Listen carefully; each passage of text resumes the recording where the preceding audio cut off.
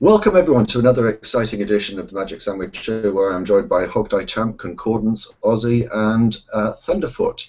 Welcome everyone. Just to remind you, if you'd like to join the show, you can do so in a number of ways. The first is to send a Skype contact request to Magic Sandwich Show. Include that in that, please, the gist of the topic or question that you have for us. Otherwise, it will be simply ignored. The alternative way of doing interacting with us is hopefully somewhere on the screen where you're watching there should be a Q&A symbol, and if you click on that you'll be able to post a question to us, which hopefully one or all of us will read and will respond to. Please restrict that to questions rather than just comments on what's being said. A couple of topics that we have lined up. I'm going to tell you about those in a moment, because Hogtie Champ joined the call literally only a few moments before we went live, and apparently he's got some interesting news about the downfall of Thunderfoot and Aaron Ra. Hogtie Champ, what's going on here?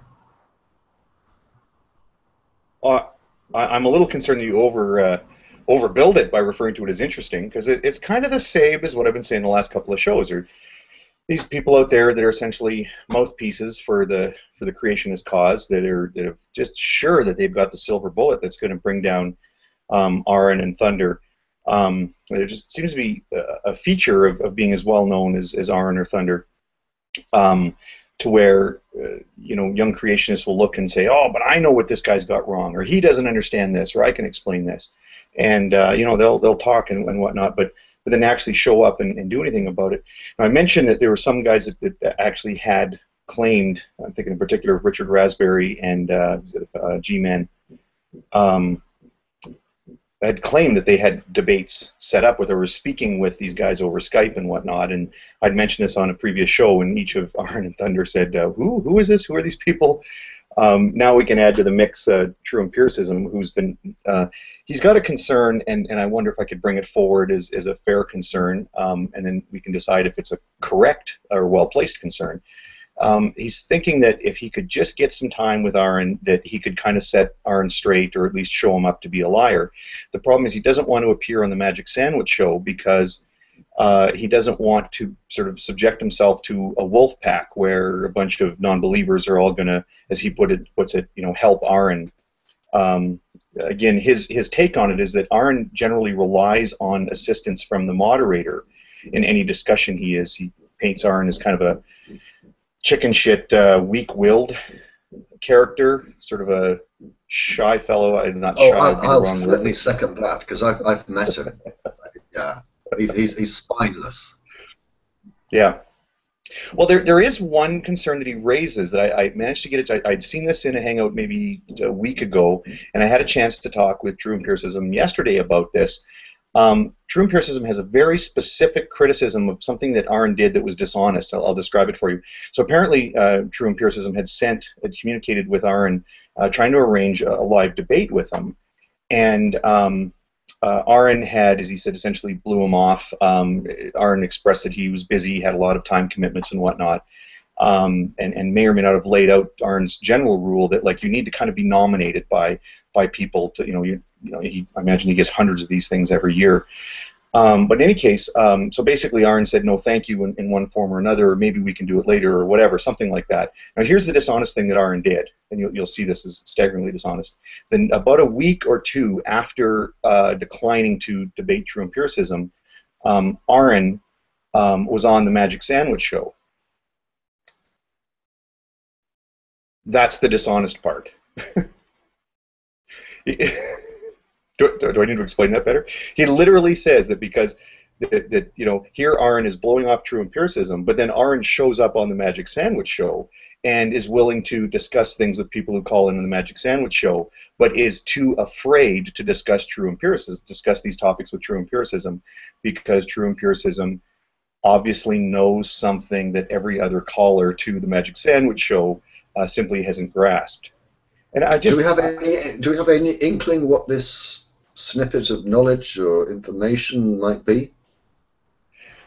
I've listened to him talk a number of times, and he really is motivated. This True Empiricism really is his understanding is very much motivated, or at least supported, by the complexity of life. If you've ever heard him talk, he's sort of got these little speeches that he does. And for example, if he ever mentions DNA, immediately after he says DNA, you're going to hear the words adenine, thymine, cytosine, guanine. In the case of RNA, uracil. Like it just got these words just come shooting out of his face. So he basically is in awe of the complexity of life, and has lots of these little speeches that illustrate just how complex the diversity of life is. And atheists don't have an explanation. I think I've actually had it. You have? I think I've had a conversation with him. Yeah. It was during the time when I was discussing with Brett Keane, G-Man, Richard Raspberry, and a couple of other theists, and this person started giving me that rant. I recall it quite clearly. And it was all about the complexity of life and DNA, and then he runs off the whatever. He's got a video of you. It's actually the top of his list. A few of many of my discussions. There's a big old picture of you. So yeah, apparently you've talked to him at some point. Yeah, and he does describe you, DPR, as very polite, true empiricism. He described you as having been very polite and very cordial in that conversation, although he found you were a bit defensive when you got backed into a corner, that when asked questions pressed on issues that you don't understand, you tend to get a bit defensive. This was his characterization, but he said you were very polite. But his concern... That's wonderful, because I remember that conversation very well, and whenever I was backed into a corner, including, for example, and I think it may even have been this person, that asked me, do I understand how abiogenesis occurred? I freely said I have no idea. Yeah. And I said that in relation to every question, and I do it quite regularly because I'm not a scientist. I don't fully understand, and I'm not a spokesman or spokesperson, not a suitable spokesperson, for example, in relation to the topic of evolution. Most questions about evolution, I say I don't know. You need to ask whoever. So yeah, I'm surprised. I'm grateful for his warm words. I'm somewhat surprised that he described my acceptance of ignorance as being, what was it again? When I was back in the corner. Defensive. Yeah. If saying I don't know is defensive, then hey, I'm defensive. Well, if he ever does grace us with his presence, one thing that we'll see, and this is actually maybe an issue I kind of wanted to raise again. I imagine we have more important things to talk about, but it's just something I've noticed as I've been paying attention to more Christians and creationists. They tend to have some of these phrases they use. If he comes on, you're going to hear True Empiricism at one point say, "Well, this is what atheists do. When you have them backed into a corner, they do this." And he quite often describes a normal conversation with a normal functioning human being as the other person being backed into a corner. You know, he can't recognize it as, well, you're having a conversation, questions are coming up and whatnot. Lately, I've certainly been a little, I find it so strange how the words like coward and liar or intellectual dishonesty come out. There's this trend on YouTube now to be like, oh, I'm challenging so-and-so to a debate, and then, well, if they don't answer in 12 seconds, well, that's because they're a coward.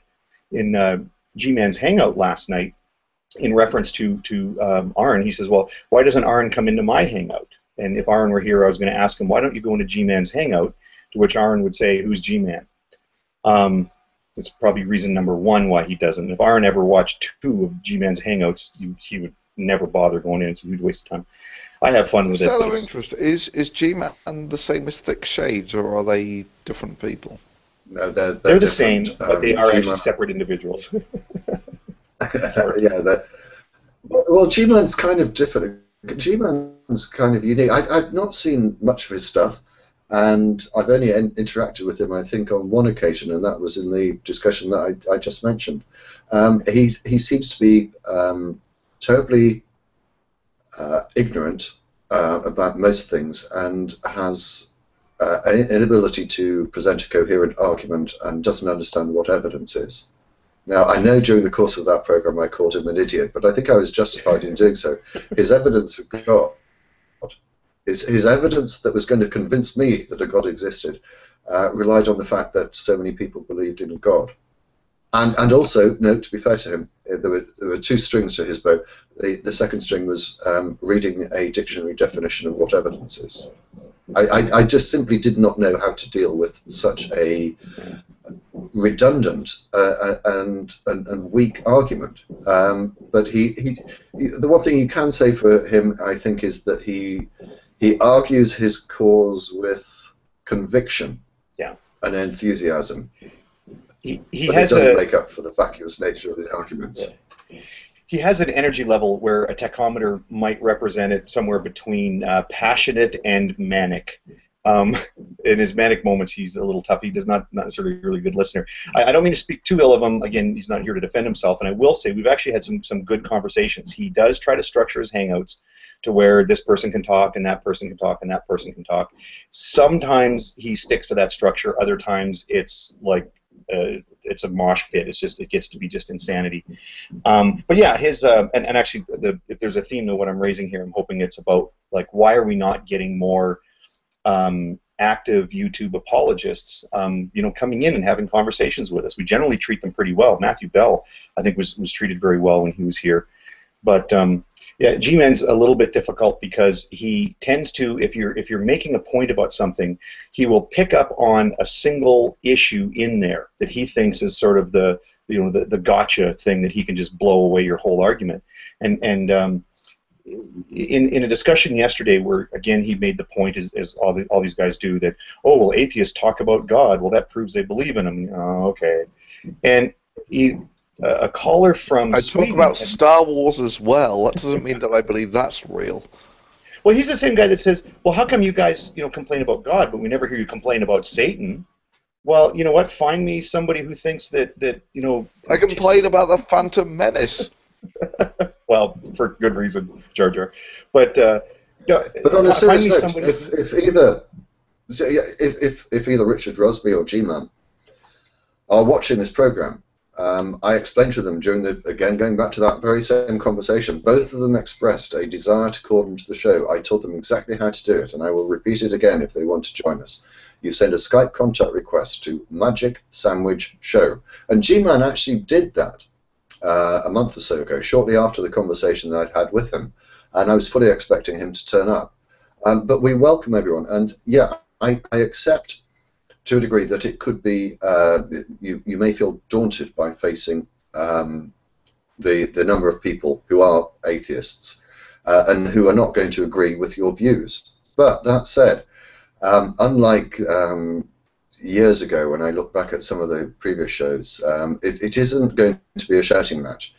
We're not going to just blindly accept what you say without challenging you, but I hope that that challenge will be done in a civilized and polite manner. So please, we would love to hear from any theist, or indeed anyone, any theist of any denomination or religion. All you have to do is send a Skype contact request to Magic Sandwich Show.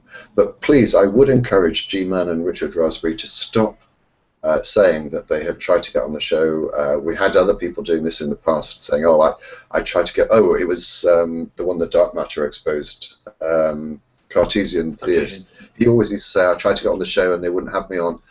Don't lie about it. I get the requests sent to me. I can see them. It'll pop up on screen in front of my eyes right now. So please join us. I'm going to shift on to our first topic. Can I wrap up by just encouraging? Oh yes, I'm very sorry. If they do want to do that, this is the thing they're saying all the time: is that they're worried we're going to talk over them, that sort of thing. I think we can commit as a group, as we have from what I've seen in the past year, to to be respectful of guests when they call in. Let them make their point. And I don't see there's a problem. I think we need to express that we are actually committed to that, and criticize other broadcasts if you want, but you don't see that problem on Magic Sandwich Show. Absolutely. I know that a topic was raised on the last show, which Ozzy was wanting to rejoin. So this is going to be our first topic. Over to you, Ozzy. Thank you.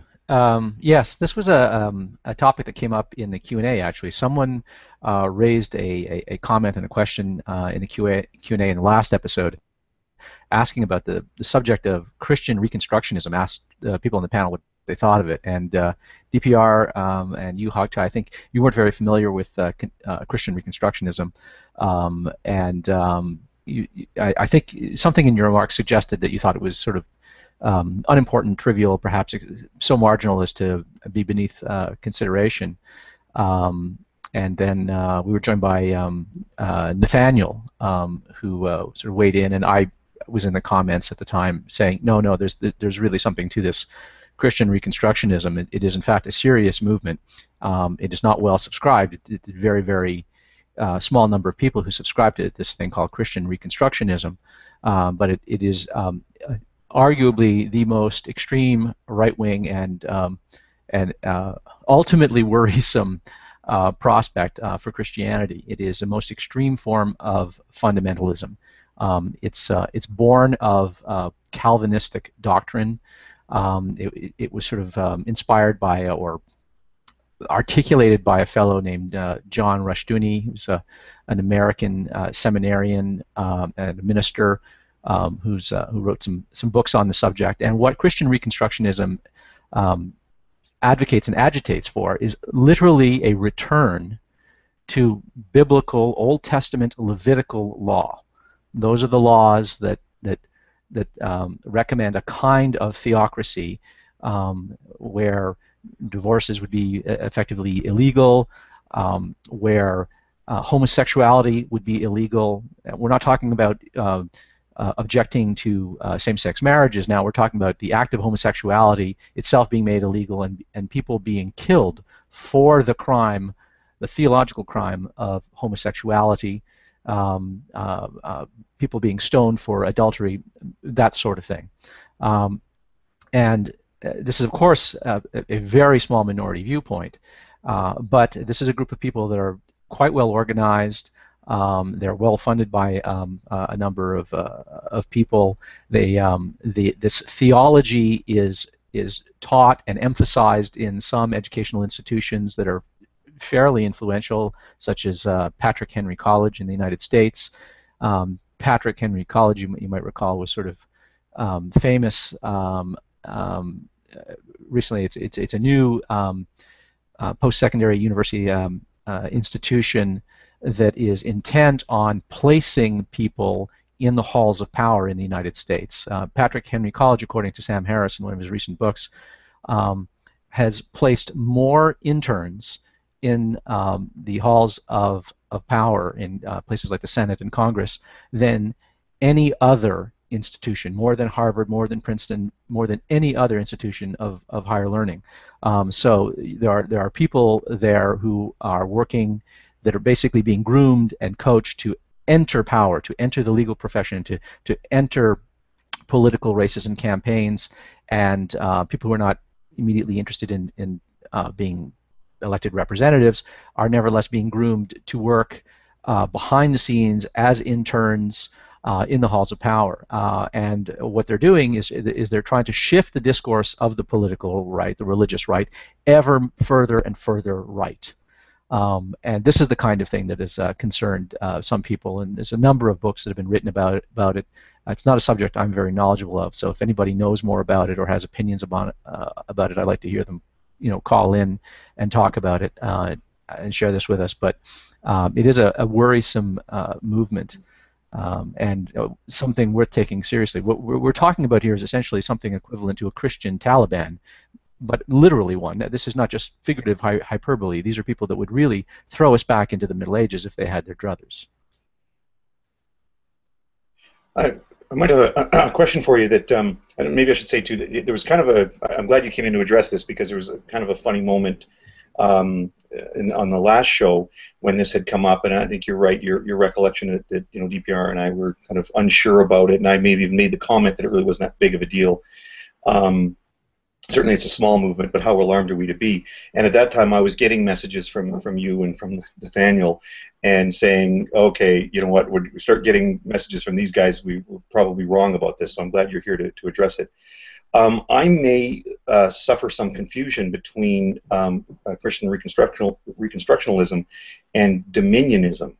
That Cruz fellow in the States, I know, is really a big fan of, like, the Christians have a legitimate claim to power at all levels of all government. and that eventually Christians should rule the world. And that, my understanding was that that's more of like Dominionism. Are those movements related, or? Yeah, they're related. They're tantamount to two words for the same thing. I mean, there are slight theological differences. They would be quibbles by our lights, and I'm honestly not familiar enough with these fine distinctions that they would make. But theonomists, Dominionists, Christian Reconstructionists, these are all the same groups of people. They're extreme overlap. They sometimes self-identify under a different label, but these are all outgrowths of the same idea. Dominionism sort of picks out or names one aspect of Christian Reconstructionism, the idea that that Christianity is supposed to have dominion here. Political dominion. And theonomy, the word theonomy just means, well, theo, of God, and nomos, law. I mean, theonomy is just another word for theocracy. They want to bring about a theonomy. And I actually used to be in dialogue with a fellow on IRC many years ago, whose username, his handle was theonomist, and he was a theonomist. He was a Christian Reconstructionist. And this was his objective, and he imagined a kind of decentralized government where there were essentially magistrates, like judges, like in the Book of Judges, and these people ruled based on theocratical principles from books like Deuteronomy and Leviticus, that sort of thing, and that's how society would be structured legally. He somehow tumbled out of it and fell out of that, and now has recanted on all of that, but I haven't been in conversation with him in many years. But it was actually quite troublesome talking to someone like this, who was really quite sane. And someone like Scott Terry, who people might have heard of. He's a kinist. He has these rather peculiar and pernicious racist ideas, and he is a presuppositionalist. Also, I believe subscribes to these ideas of Christian Reconstructionism. I am actually familiar with Scott Terry. It's funny, as I had mentioned him in a comment on Google Plus a few days ago. We've been having a laugh at the expense of some YouTube Christians for lately saying that, well, slavery isn't so bad, and that's for people who are familiar with that discussion that's been going on in G+. You'll know where that comes from, but it sort of needs to be taken in context. But we're all kind of amused by these Christians who are basically slavery apologists because they cannot get away from this view that, well, you know, obviously the Bible was motivated by a holy God, and this Bible is inerrant. And I made reference to Scott Terry because here's an individual that when he says slavery ain't such a bad thing, it's not funny. It's frightening. Like he legitimately believes that is a superior social system. Some people might be familiar with Scott Terry. Do you remember he said something really bizarre and heinous in conversation with Alex Botten about 2 months ago? Was it that he said he would stab a baby, rape a baby, or something? The divine command theory. He was being asked, and it was just incredibly alarming what he said. And again, taken in context, he was being asked about, what he would do, were he to believe that the Lord ordered him to do something. But it's still just the words were so shocking. It shows this guy just ain't hooked up right. People like that need to up their meds. Well, I'm not sure. One of the points that I was going to raise. If someone tells me, sorry, for a very quick point. If someone says, given a choice, if you hear voices in your head saying, "God wants you to rape I'm God, I want you to rape a baby," and you've got two choices, you can either go see a psychiatrist or rape the baby. Anyone who says, "I'm going to rape the baby because I believe that that's what God was telling me to do," that's pretty scary stuff. Well, I don't want to derail Ozzy's points on. In fact, if you have something else if you have more to say about Dominionism or Reconstructionism, I'd encourage you to go on with it. But just in terms of divine command theory and the baby raping thing and whatnot, maybe we should give those folks a little fair treatment. I don't think any of them say that they actually would rape a baby or murder a baby or whatever. They generally then go to the argument that, well, I know that God would never tell me to do that stuff. And so, you know, God might tell me to go get a bullhorn and preach the gospel downtown. And yeah, that's something I would, and if you ask him, well, would you do that? Well, yeah, because God told me to do that. Well, if God told me to go kill my neighbor, well, I wouldn't do that because I would know that that isn't God. And in conversation, you've really got to scratch away at that and try to get them to admit how they're able to determine that when they know God told them to go get a bullhorn and preach the word, versus when they know that it's not God who says to go do some awful act, how they tell the difference. And of course the difference is this comparison with Scripture. And this is why I absolutely adore Aaron's point. These people don't worship God. They don't revere or respect the revelation that they receive from God through their own thoughts. They revere and worship the book. There's actually a word for that. It's called bibliology. Bibliology. That book. That interpretation is their interpretation and theirs alone. This is why their God likes the same people that they do. Their God dislikes the same people that they do. They're effectively talking to themselves. Yeah, and I do think that is the next, although much harder step in conversation. Once you get them to admit that their actions aren't guided by what they think God is telling them, that their actions are interpreted entirely by their understanding of what this book says, then that's the next problem. Is that their interpretation is so much a function of insertion of their own wishes and desires. I mean, whenever you see somebody going on about how the Bible or homosexuality is bad and whatnot, I always want to ask them, were you opposed to gays? Were you a bigot, if I can use that word for it? Were you a bigot before you were saved? Or, like, was it Christianity that turned you into a bigot? Or were you already a bigot and then Christianity just gave you a cloak for your bigotry? We're joined by Aaron and his lunch. We are indeed. Welcome, Aaron. Thank you for joining us. Just going back to that issue, Hogtight, I think it's a very interesting point. And shortly before we started the show, Ozzy messaged me saying that apparently Aaron, you know what I'm going to say, Aaron. What? Feel free to mute yourself while you're not talking. Ozzy indicated to me that in response to a video that he and a Christian apologist had made rebuttals to it, his video was in relation to the rights of people of the same sex to be married and be that marriage to be recognised in the same way as opposite sex marriage was. And the person who made the rebuttal ranted on, Aaron, I swear to God, what? It's been 4, if not 5 years now. Mute your mic. Thank you. I did. I think he's doing it on purpose now. This person's response began, and from that point on, failed by him saying that sexuality was a choice. I just, as soon as I heard that, and then obviously you get loads of biblical references and whatever, which are equally meaningless. But just dealing with that issue, and in fact going back, seeing as you're with us now, Aaron, the issue of sexuality is a very complex one. And the idea that you choose your sexuality is, in my view, risible.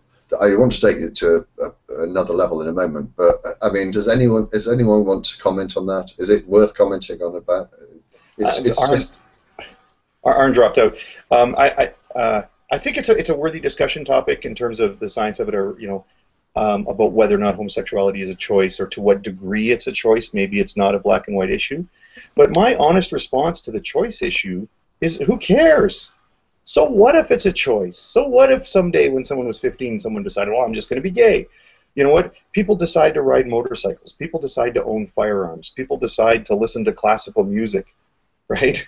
But the problem is, liberty to do something or not to do it. No, but the problem is, the religious in particular, I'm not saying it exclusively, but in particular, discriminate against people who are homosexuals. And I think that the issue of whether it is a choice, if they're saying this is a choice that you've made and therefore you're going to be burnt in hell and you shouldn't be given the same rights and whatever, it isn't equivalent to riding a motorcycle or the other analogies that you raised. Let me try this one then. For people who feel that it is the reason we should defend the rights of gay people or any alternate sexual lifestyle, they're born that way. That's just the way they are. If that's your motivation, I'm going to suggest to people that that is not your motivation for supporting gay rights and marriage equality. And the way that I can illustrate that to you is, I'm going to ask you, please take your hands off your keyboards. I'm about to compare homosexuals and pedophiles. That's not think that I'm jumping to the thing that the Christians always do. It's going to be a totally different comparison. I did this once, and that was the first thing that happened. People were immediately just typing like, "Oh, I can't. Did you just compare?" Anyway, there's good evidence to indicate that people who have pedophilic sexual interest, that's the way they are. They're born that way, so to speak. But does that mean that we should sort of feel sorry for them to the extent that we're going to make sure that their rights are protected, that they're given equality in their sexual expression in the same way that we do with homosexuals? And that's ridiculous. I mean, there are a lot of things that we choose to do, a lot of things that are features for who we are. Most things are some sort of a blend where we have predispositions and tendencies, and then they're shaped through personal experience, and then we make choices in our lives based in part on our predispositions and our experiences. At the end of the day, as a society, when we start saying, what are we going to support and endorse as a society? What are we going to prohibit? Very little weight goes into discriminating based on whether or not the person was born that way versus whether they chose to be that way. The issue is impact and effect on society. We're trying to run a society that if I can characterize it this way, minimizes harm and maximizes liberty. And there's no reason to not let gay people be gay together and get married and adopt children and make each other beneficiaries in their insurance policy. No harm comes from that. So in the interest of liberty, we should let people do that without regard for whether they chose to be that way or were born that way. It's a silly issue. Who would like to comment on that? Yeah, I agree. You've been very quiet, or Ozzy? Yeah. Okay, Ozzy first. Actually, let Concordance go first because he hasn't had a chance to say anything.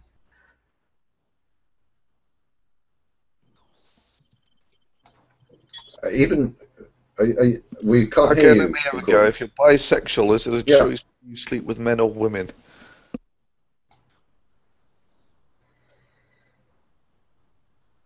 What would you describe your sexuality as, Thunderfoot?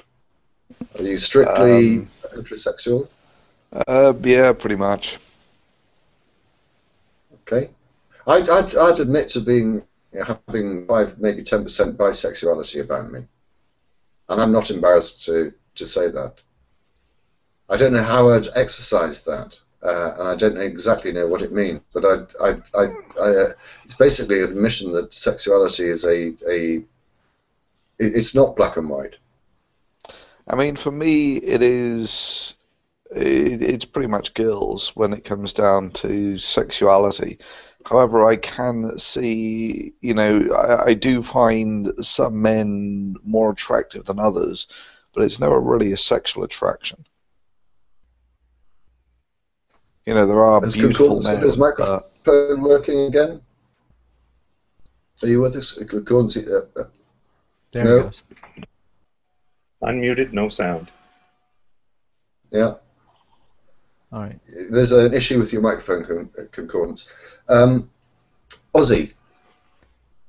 I was going to echo what Hogtie was saying. I think it's important, those of us who want to agitate for equal rights and equal opportunities and equal consideration for homosexuals, bisexuals, and so forth, that we not stake too much on the issue of of whether people are born that way. First of all, we don't know that that's the case. That the science is not settled on that, and it could go the wrong way. And morally speaking, I don't think anything needs to rest on that, because as Hogtie said, well, so what? What if some people, just as a matter of preference that is cultivated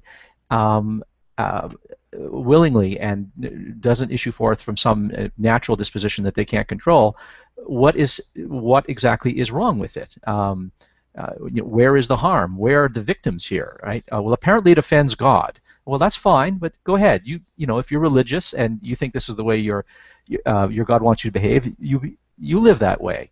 But you don't get to impose that on other people. So it seems to me that nothing, morally speaking, philosophically speaking, and legally speaking, needs to rest on this.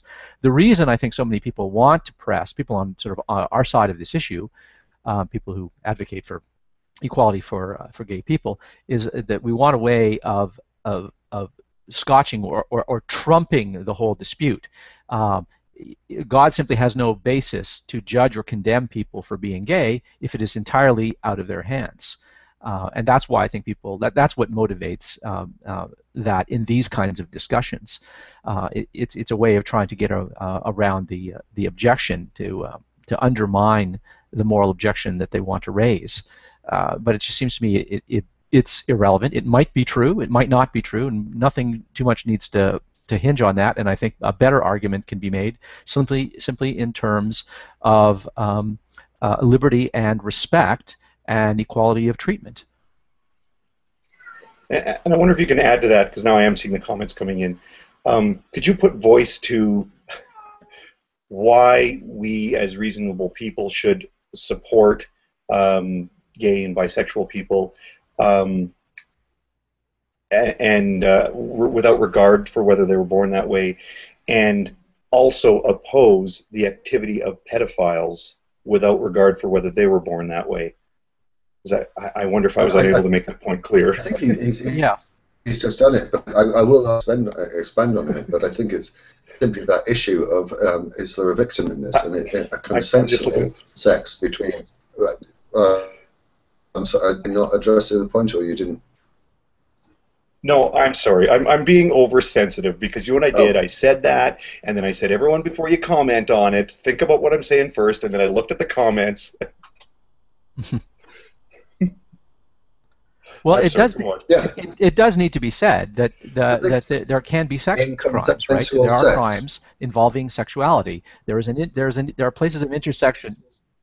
Yes, exactly, and even the issue of so-called consensual sex with minors. It doesn't matter if the minor goes along with it willingly. We understand that minors are not capable of rendering informed decisions on certain subjects. It's why we don't let them buy houses and cars. It's why we don't let them vote, join the army, and sort of make their own decisions in life. Even when they go off to school, someone there at the school has to act in loco parentis to look after their interests and their well-being on their behalf in our stead. We understand that children, by virtue of their smaller size, that they haven't been here, that they don't have the same power, they don't have the knowledge, they don't have the emotional self-control, impulse control, cognitive and emotional resources to cope with certain things, that it is manipulative and exploitative for an adult to enter into certain kinds of emotional and sexual relations with them. It is manipulative and exploitative, and it can do harm, and even if it doesn't do harm, you're not supposed to enter into these kinds of relationships with people where you are in a position of extreme imbalance of power over them.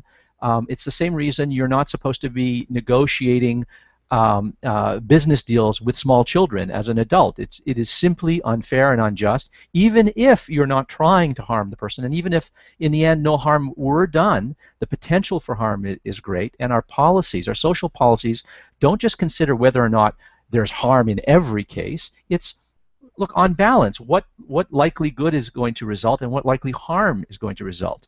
That's how we base our policy recommendations. That's why things like pedophilia are wrong. It's why something like rape is wrong. There are victims there, so children can't consent to certain things because they are simply not cognitively, emotionally, psychologically morally capable of entering into these kinds of negotiations and contractual obligations. It's why we don't let them marry, for instance. It's why we have realized that child marriage is a terrible thing. Yeah, and I'll say again, I know it's a touchy comparison. It's a compare and contrast, but everything in that very lucid description of why there's a strong social interest in protecting children, everything in what you just described, not one word of it applies to consenting, to homosexual relationships amongst consenting adults. Exactly. So it's a totally different, and also not one word of it had anything to do with whether or not those interested in those types of relationships were so-called born that way or later chose to do it. Right. One of the two stories that I was going to raise, which I printed off the BBC website. This is a story as recently as a couple of days ago, 30th of May. I wonder what your take on this would be. The headline was, "Cow slurry fetishist David Truscott was given a jail term." A man with a cow slurry fetish has been jailed for, I'm going to leave that out just to see what your views are and where you would put that figure, after threatening to kill a family who tried to stop him targeting their farm. David Truscott, 44, repeatedly rolled around naked in cow slurry and developed an obsession with a farm, a particular farm. So he's got the cow slurry fetish, but now also the farm. Exeter Crown Court heard that Truscott, formerly of Camborne, Cornwall, targeted the property for 8 years. Last year he admitted making threats to kill and also to damage the property. The court heard that he initially removed cow pats from the farm, but his behaviour escalated, with Truscott regularly entering the farm to perform a sex act in slurry. The court was told that he then decided to exact revenge on the owners who tried to keep him away from his farm. He was not actually jailed for the sexual fetish, it was the threats to kill. But it just goes to show how, I think, how broad sexuality is. I don't know. Okay, I haven't told you how many years he's been jailed for. Well, I have a question for clarification. What does the word slurry mean in the UK? Is this one of those elevator, lift, hood, bonnet confusions? Because what slurry means here, that would make for a very weird sexual fetish. Yeah, it's cow shit. It's cow pats. It's rolling around in a load of cow shit and getting off on it. Huh. That's fascinating. But so he got no jail time for the fetish. Yes, he did. Well, he not for his fetish. It was because he was so obsessed, obviously with the cow pats from this particular farm, that when his access to this farm was prohibited, he made death threats to the people who actually owned the farm. That's what he was sentenced for, not for actually rolling around in cow pats. Well, such a person, I would think, ought to move out of England and move to Texas, where he can be knee-deep in bullshit if he joins the Texas political scene. Well, after his 10-year jail sentence, he might be able to. Well, he wouldn't get to America, would he? Because he's got a criminal record.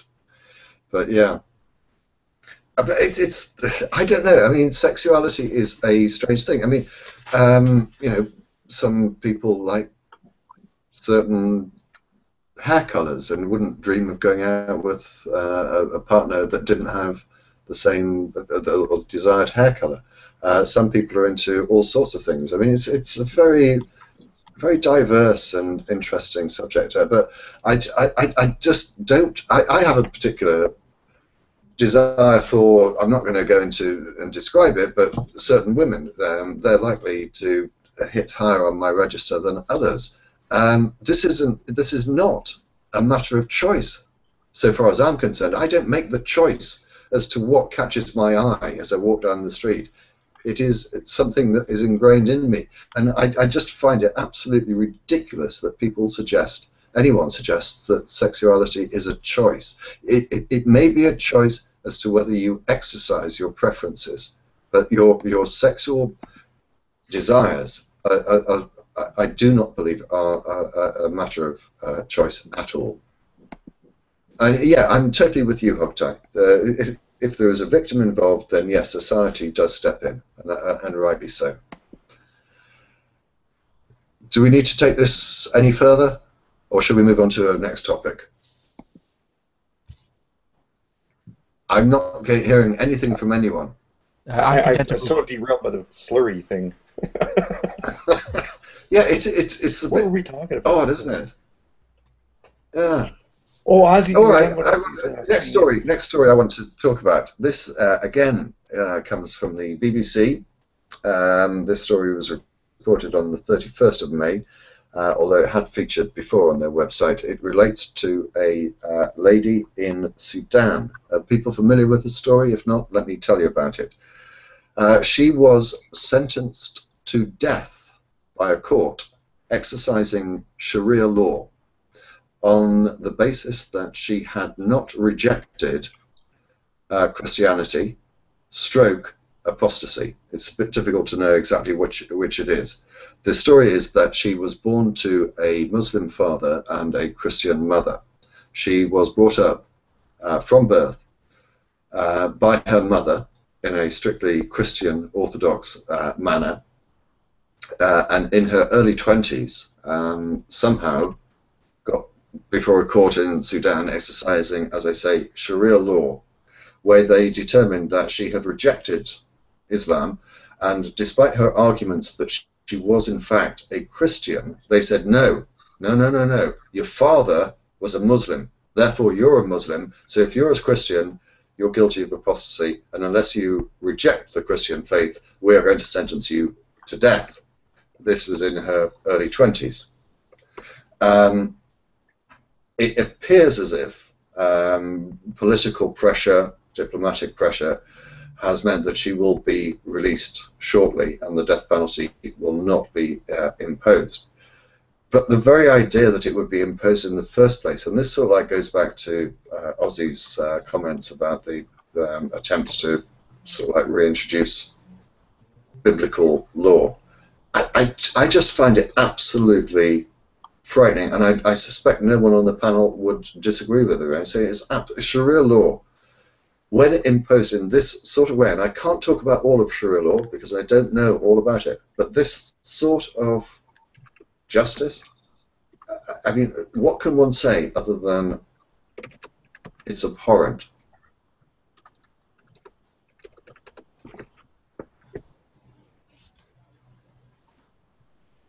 Okay, we'll move on to the next topic then. Actually, I had one comment I wanted to make about that. We were just being polite. Aaron hasn't said much. We're on our edge of our seat waiting for Aaron to blow up about Sharia law. Yeah, if I may, let me demonstrate. Let me demonstrate. Am I muted? Okay, good. All right, here's my my comment about the Sharia law. All right, here. See the T-shirt?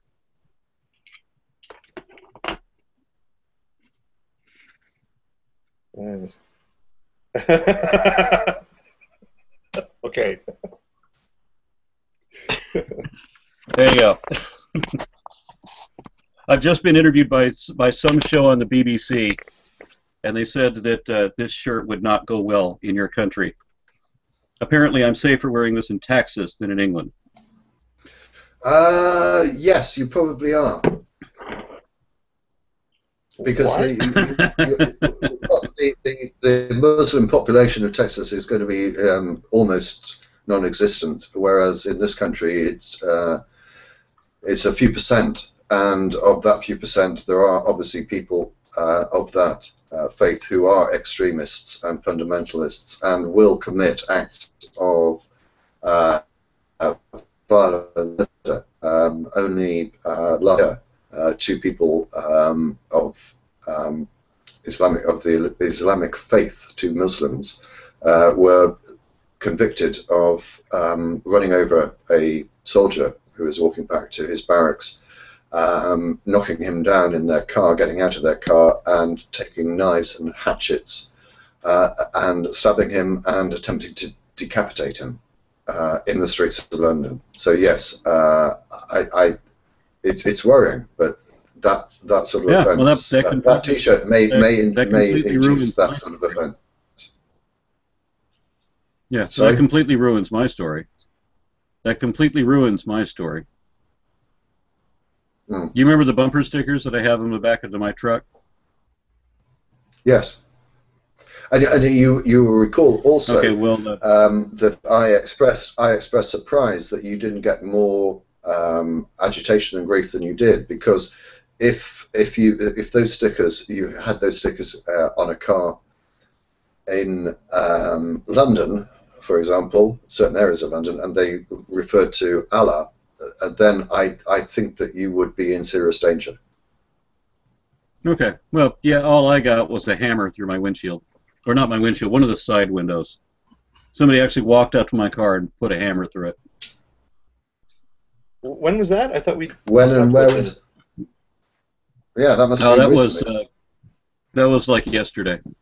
Okay, because we had talked about the bumper stickers before. What? Where was it parked? On the street. Well, outside your house, or in a particularly troublesome neighborhood, or what? Well, one and the same.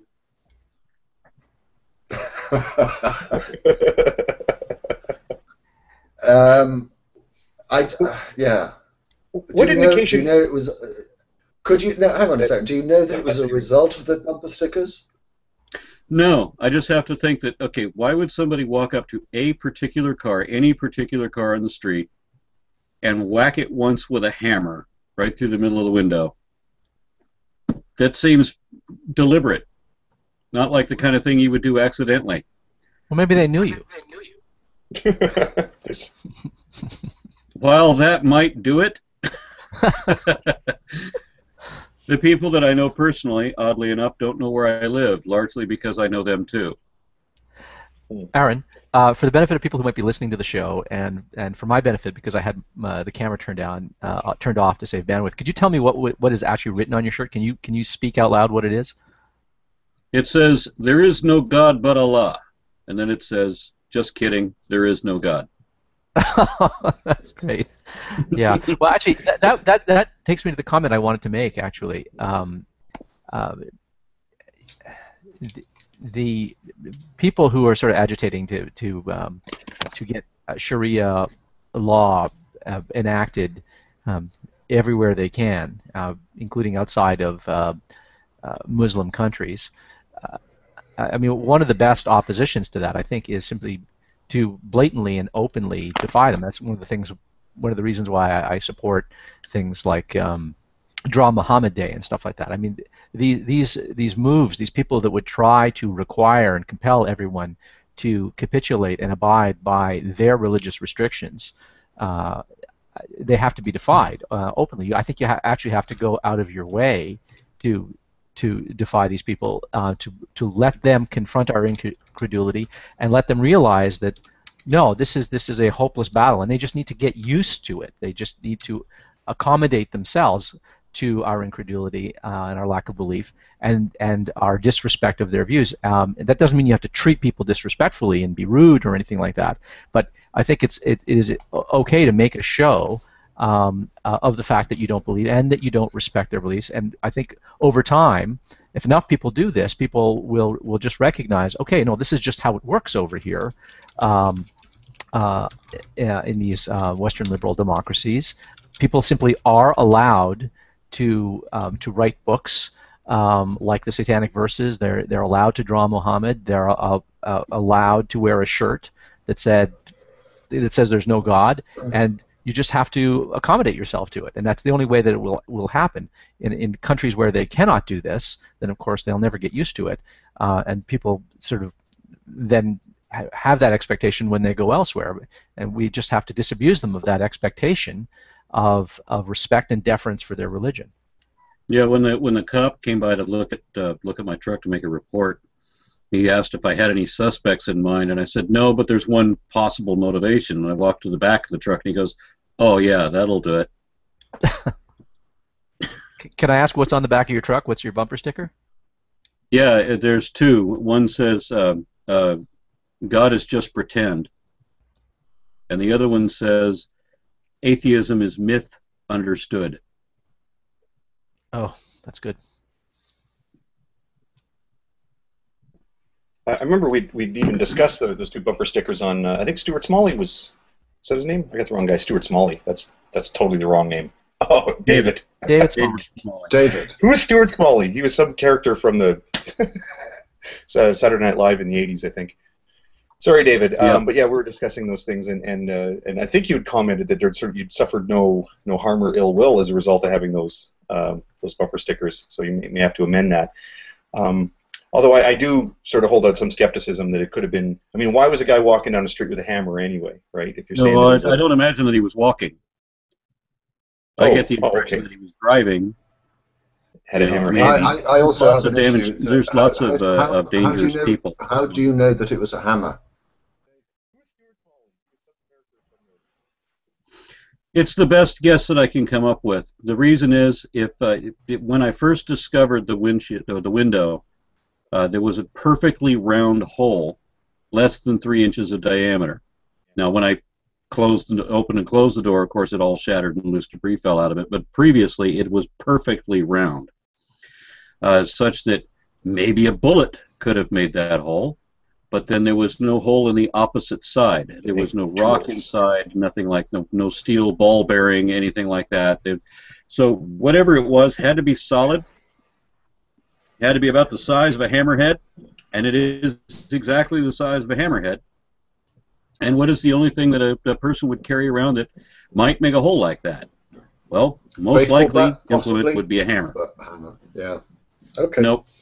Couldn't do a hammer. Couldn't do it with a baseball bat. It would have to be a hammer, or some very similar implement. You might be able to do it with a tire iron, but it would have to be a big one. So I'm more inclined to think hammer. Are you minded to remove your bumper stickers as a result? What? I don't know. Is it? That's the awkward thing, isn't it? I'm having some serious. I'm supposed to cower to vandalism by anonymous people. I think we're getting about a 4-second lag. If you guys. Yeah, just with some people. I don't know. No, it's DPR because I'll say it's my fault, and I'll mute myself, and we'll take our first caller. Shinren, what have you got for us?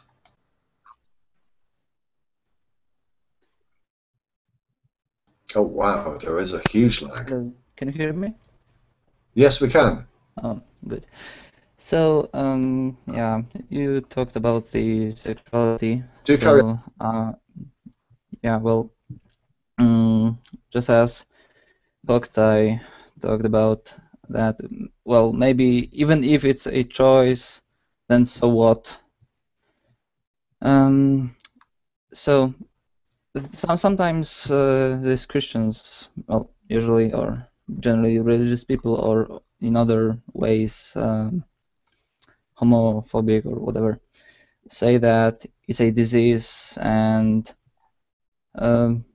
well, people usually, I guess, from the LGBT community get very offended and furious that how can you call it a disease.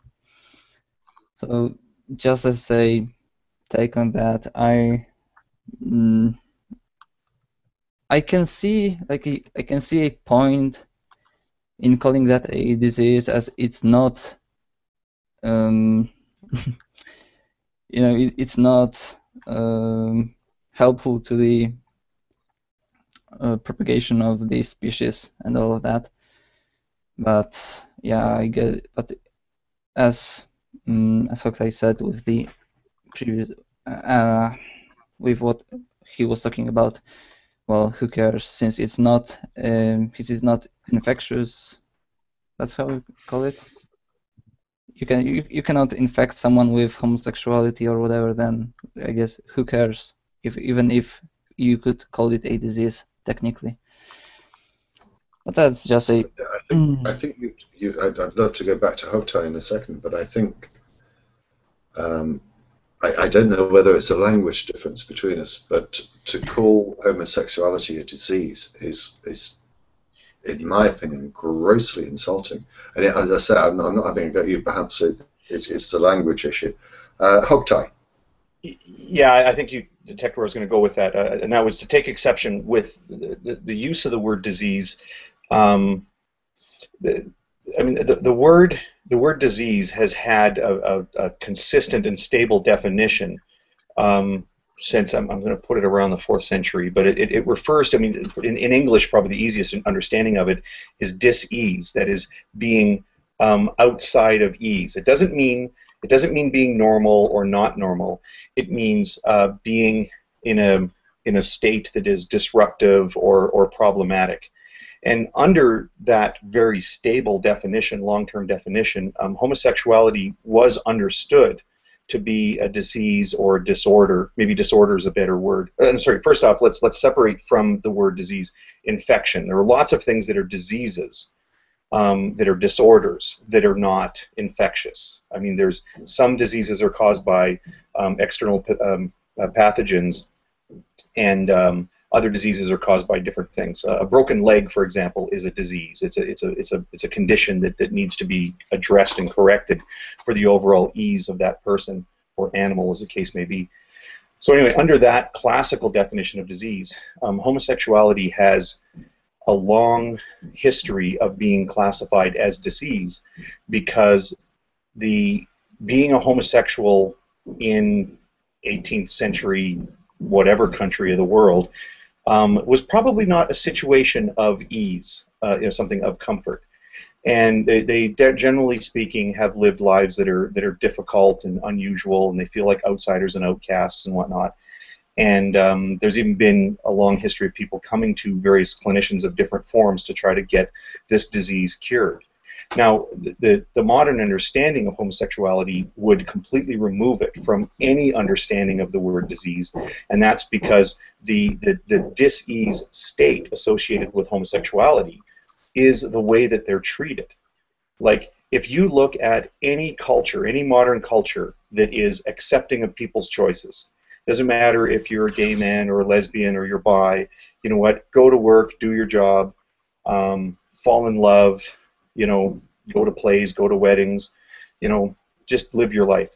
And they're accepting of those kind of choices of people. Those people have very good indicators of physical health and mental health and everything else. Despite what you hear from some Christians who will say that there's a really rampant problem with STDs in the gay community and whatnot. It's generally speaking an enlightened society. You don't see any problems, any health, physical or mental health problems with gay people. Yes, you do see some mental difficulty and disease and stuff in gay people when they're in circumstances where they're treated poorly. But you know what? I don't know. Maybe a black slave in the late 1700s in the U.S. might not have been in a great state of ease either. That doesn't make being black a disease state. I hope that's a helpful distinction. Well, we had a similar conversation on whether religion counts as a disease, and there are certain forms of religious extremism which severely compromise one's logical ability. It's there's like the logical centers shut down selectively, so that you can't reason with that person ever again where a given topic is concerned. There are certain parallels. Obviously, it's not a pathogen. It's not a physiological disorder, but I think it is a psychological disorder. Even though it wouldn't count as a literal disease, it can be treated like a parallel of one. Who's having the? Well, I'm sorry. Sorry. I wondered. Someone or something is trying to get into I was so quickly going to accuse Aaron of this, but it was you, Hogtie. Shame on you, Hogtie. And my apologies to Aaron. Ozzy, I think you wanted to say something about this. Ozzy.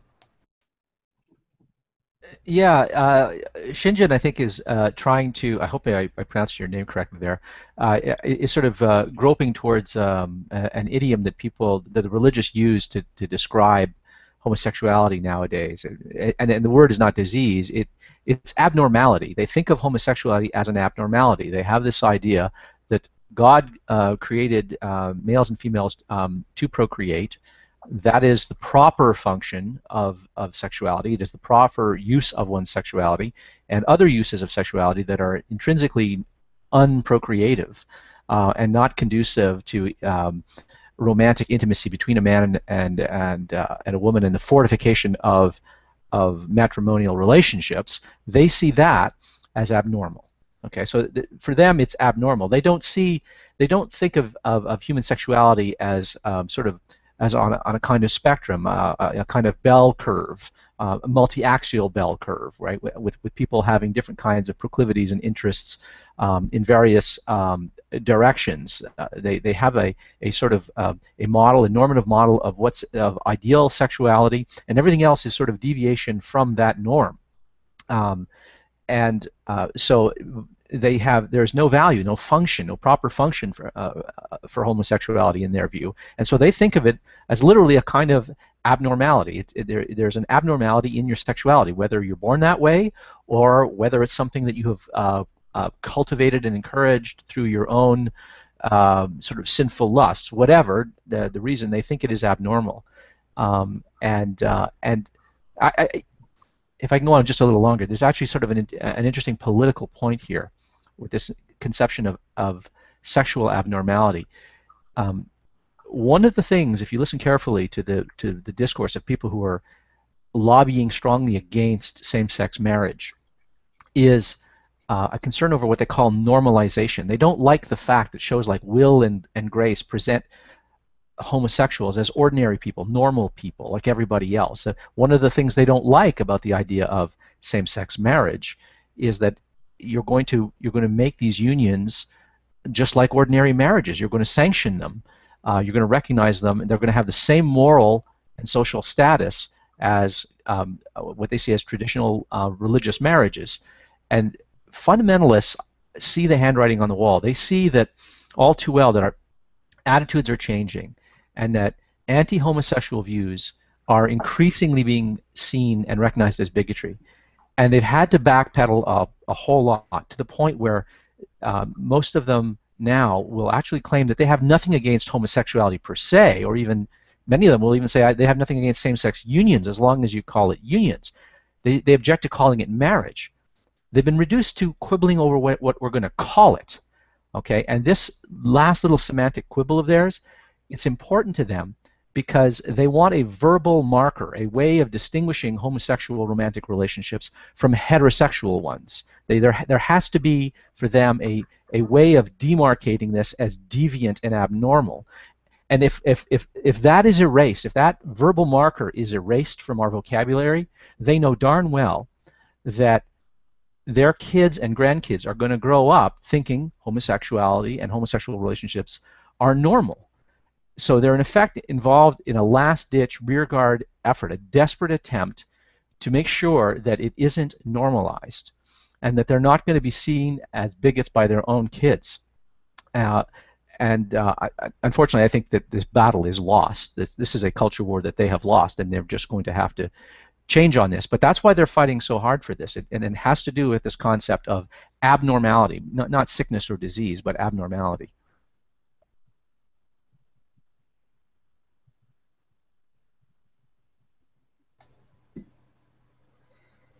Did anyone want to come back on that? No need. Let's go back to it. Yeah. From a personal point, I would like to say one thing. My brother is a homosexual, and I have seen, particularly when we were growing up, the discrimination, the bigotry, the violence that he was subjected to. I find it really odd that a faith that says that it is imbued with love and that God is all loving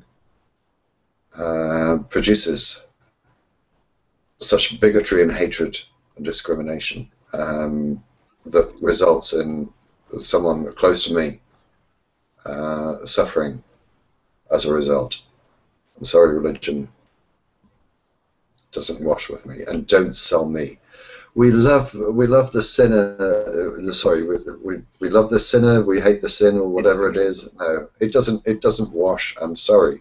I've seen it, not at first hand, but very close to first hand.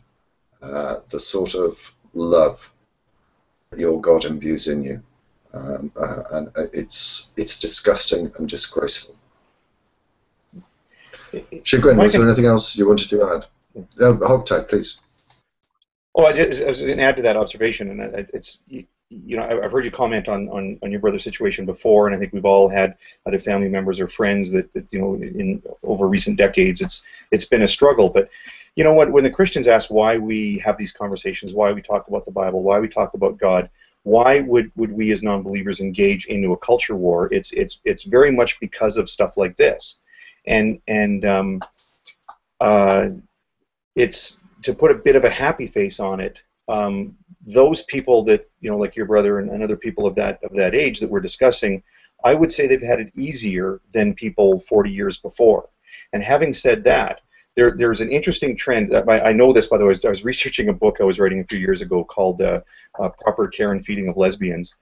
And it was one of those projects that I ended up just got too busy for and didn't finish it. But in that, it was sort of a guide for lesbians that could give their families, that sort of help them understand a little bit better, that know they weren't deceiving them and things like that. But one of the bits that I found interesting, and I didn't know about this until doing some work for this book, was that it used to be that young women, when they felt attracted to other women, would just kind of go like, no, I can't be gay, I can't, you know, I gotta, and they would often tear through a whole bunch of guys. I mean, a lot of lesbians have slept with more men than they've had for female partners, in an effort to try to straighten themselves out, as it were. And then they finally sort of come to peace with it. But it's getting to be more common now that young people, that once they start to get to that age, 12 and 13, 14, 15, where sexual interest is really developing, and then sexual engagement, we'll say, I don't mean sex, I mean to where you start to want to, you know, when you go to a house party, that you actually want to talk to a girl instead of a guy, you know. It's getting to be more common that when they get to that age and a young woman feels attracted to young women, she will just say, oh, geez, I might be gay, you know. And it's not nearly as an ordeal or as stressful. Again, this varies in different parts of the globe, but there are getting to be a lot more, in the same way that we talk about born-free atheists. It used to be that atheists were people who used to be believers and then realized that stuff's not true. There's getting to be such a thing now as a born-free lesbian. Somebody who didn't put themselves through the turmoil of trying to pretend to be straight, because now there's a little more social acceptance. So it's in places where we're, you know, winning the battle against biblical dogma, people are doing better with integration and happiness with different sexual orientations. It's an odd concept for me if you're attracted to women, as I am, to have the social norm inspire you to have more sex with men, as if that's going to straighten you out. I'm trying to imagine a social environment where forcing me to have sex with men would inspire me not to want women instead. The concept is beyond bizarre. To some extent, you may have that in common with lesbians. And not all of them. I mean, it's like I've always sort of felt sort of a point of connection with lesbians, in the sense that, you know, I get what they do. I'm just like, yeah, okay. So you don't like penis? Fine. You know, I get where you're coming from. But yeah, it is still a mistake as a man to sort of assume that we know kind of how they feel about the whole sexual enterprise. But yeah, I think I know what you mean. But they do. They kind of, almost to some extent, when they're young, they even put themselves through it, to where they feel like it's not that people in their family are saying like, oh, well, you need to go sleep with 17 men, that'll straighten you out. It's they do that to themselves. A lot of young women have put themselves through, you know. Anyway, am I dragging us too far away from the topic? Yeah, maybe. Lesbians. think that's the most the word lesbian's been said on this show since it started. I'm sorry, I had to step away briefly, and I'm sorry I missed the last 2 minutes of the conversation, but there was one thing that I wanted to throw in, maybe as a conclusion to this. It's 60 years ago when Alan Turing, and I hope most of the people who are on the panel, and certainly most of the viewers, I hope you know who he is. He was a brilliant mathematician who was responsible, amongst other things, for breaking the German Enigma machine in World War II. It's estimated that he reduced the length of the war by 2 years and probably saved at least 2 million people's lives as a result of doing that. Shortly after the war, he was prosecuted for basically being a homosexual, sentenced to chemical castration. 2 years after that, in 1954, committed suicide. I'm really pleased to know that that sort of thing would never happen in these days, and to see the change in attitudes over those 60 years. I think Hogtie is absolutely right when he says that religion is effectively, they've lost the fight over this issue, and things will only get better for people of that sort of homosexual tendency. I think it's a wonderful thing. There we go. Shall we move on to another topic? Certainly. Have people? Yeah, sure. Just whilst you're going to come back on me on that, could I invite down at the Q&A section and see if there's anything that they want to comment on?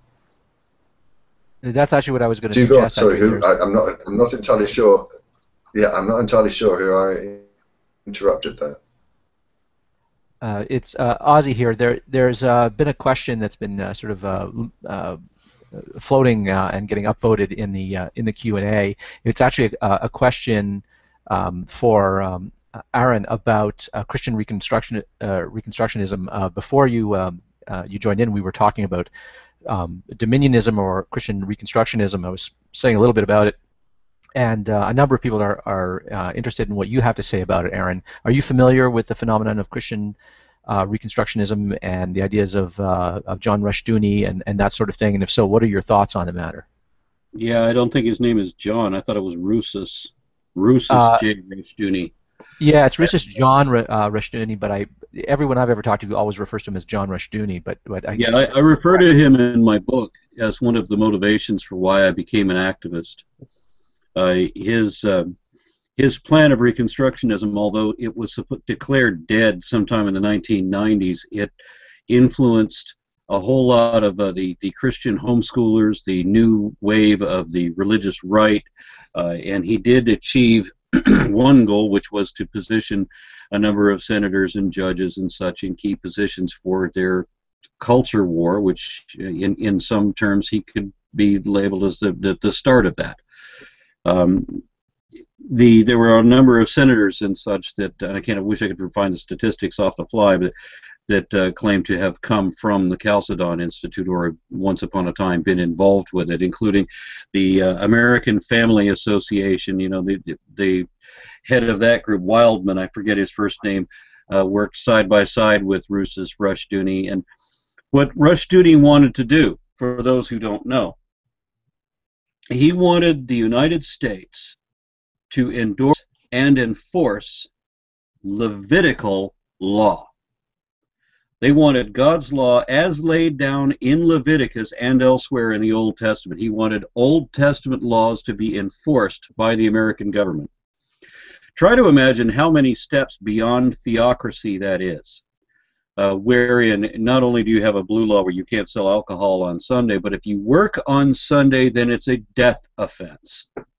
I gave a speech in Nacogdoches, Texas, where I was talking about the Ten Commandments and how of the 10 that everybody thinks of as the Ten Commandments, which are not actually what the Bible calls the Ten Commandments, but if you look at what everybody thinks the Ten Commandments are, there are only 2 of those that ever had a legal parallel in United States history. Every other one has always been legal, including working on weekends. This was never a criminal offense of any kind. It certainly was never a felony. And once upon a time we had slavery. Once upon a time we denied women the vote. And these things would have been consistent with biblical law. But it's when we moved away from biblical law that we became a better nation. And the Reconstruction movement is, to me, about the most disastrous thing that I could ever imagine were I to suspect that creationism could ever, or that the creationist movement and the right-wing religious ideologues could ever win. The absolute worst they could ever achieve, and which would exceed or at least equate to the worst of the Muslim nations or the Islamic nations, would be what Rushdoony wanted for enforcing Levitical law. That's my brief opinion on what little I know about it.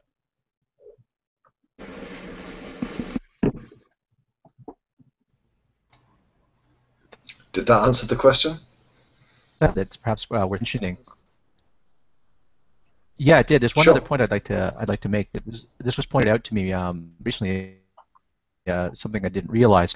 I've read the works, some of the works of the philosopher and theologian Gregory Bahnsen, who is rather famous as a presuppositionalist. People like Scythe Rugenkate and others,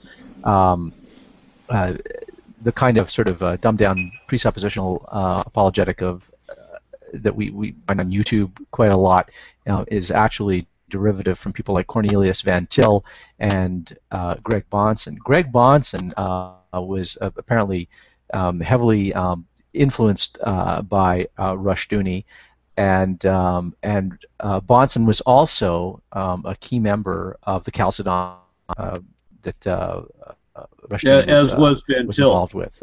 So I mean, there are these very, very interesting. As was Van Til. I wasn't sure about that. I'd heard that, but I didn't know if that was correct. But I know that it's true for Bahnsen. Yeah, he's listed as being one of the among the many influences given for. Yeah, as presuppositionalists, yes, and Van Til is named specifically. Okay, thank you. Thank you very much. You can also find additional information on the Chalcedon Institute and Rousas J. Rushdoony if you look up the Southern Poverty Law Center's list of hate groups. You'll find it listed there.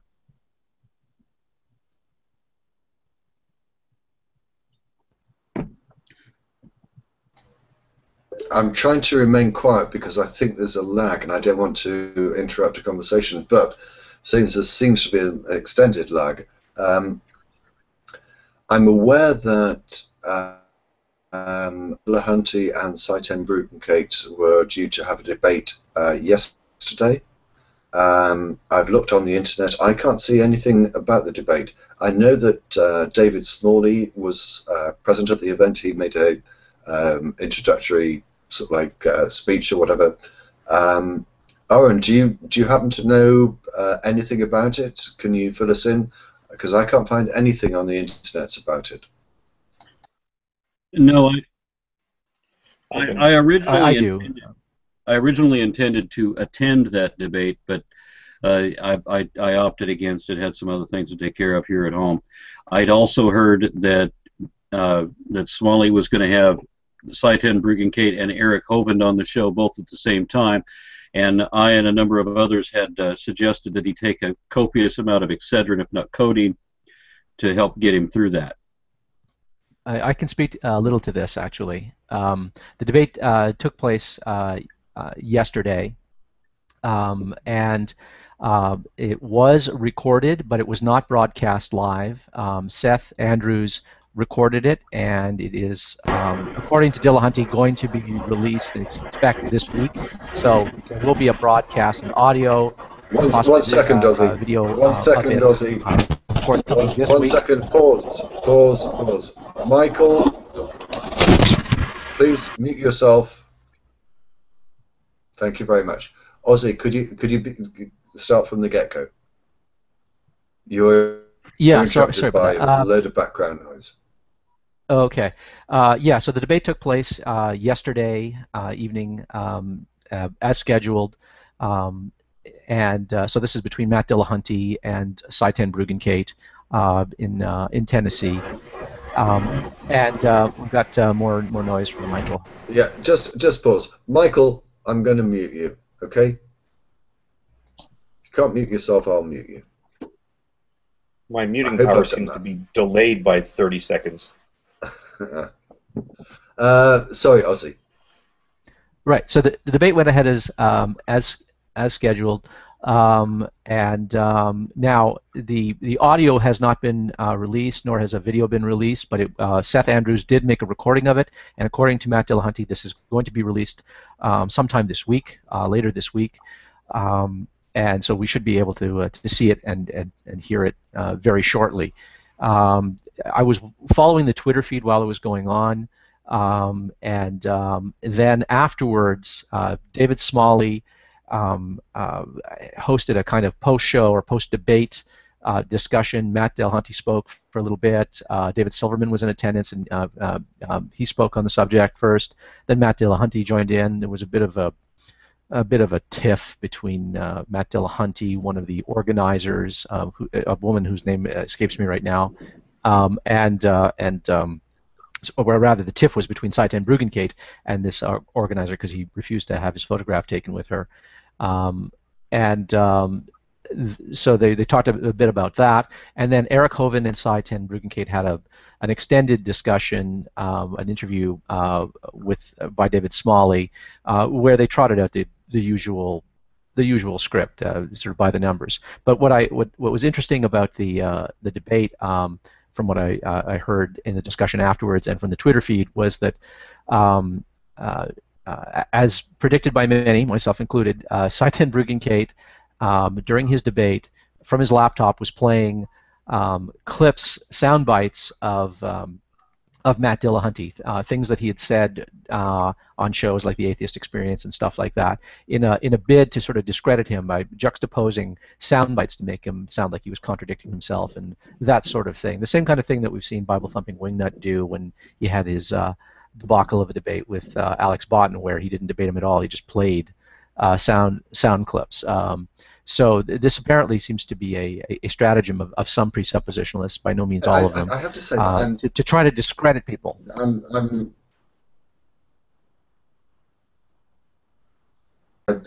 Again, because of the lag, I interrupted you there before you'd finished. But from your description of what Sai did, it comes as no surprise to me at all. I spoke to Matt at Salt Lake City at the American Atheist Convention, and one of my first questions to him, are you really going to be debating Sai? And he said, yeah.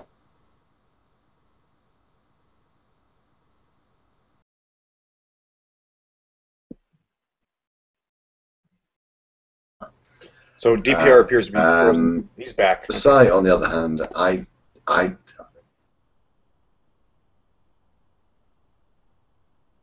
frozen? We're definitely having issues here. I'm very reluctant to. I don't know what people are hearing now. You're breaking up, DPR. If you turn off your camera or lower your bandwidth all the way, that might help. I'm very reluctant. Yeah, I'll turn my camera and see if that helps. I'll just say again, I apologize. I don't know what people are hearing or seeing. I've been experiencing lags and whatever. So I'm looking at this when it comes out on YouTube, which it will do shortly. Yeah, can everyone hear me now? Yeah. Yeah. What I can hear so far is that everything you've said up to this point has been profanities in German. I'm pretty sure that's what it was. Oh, okay. Ich kann not. No, I won't do that. German.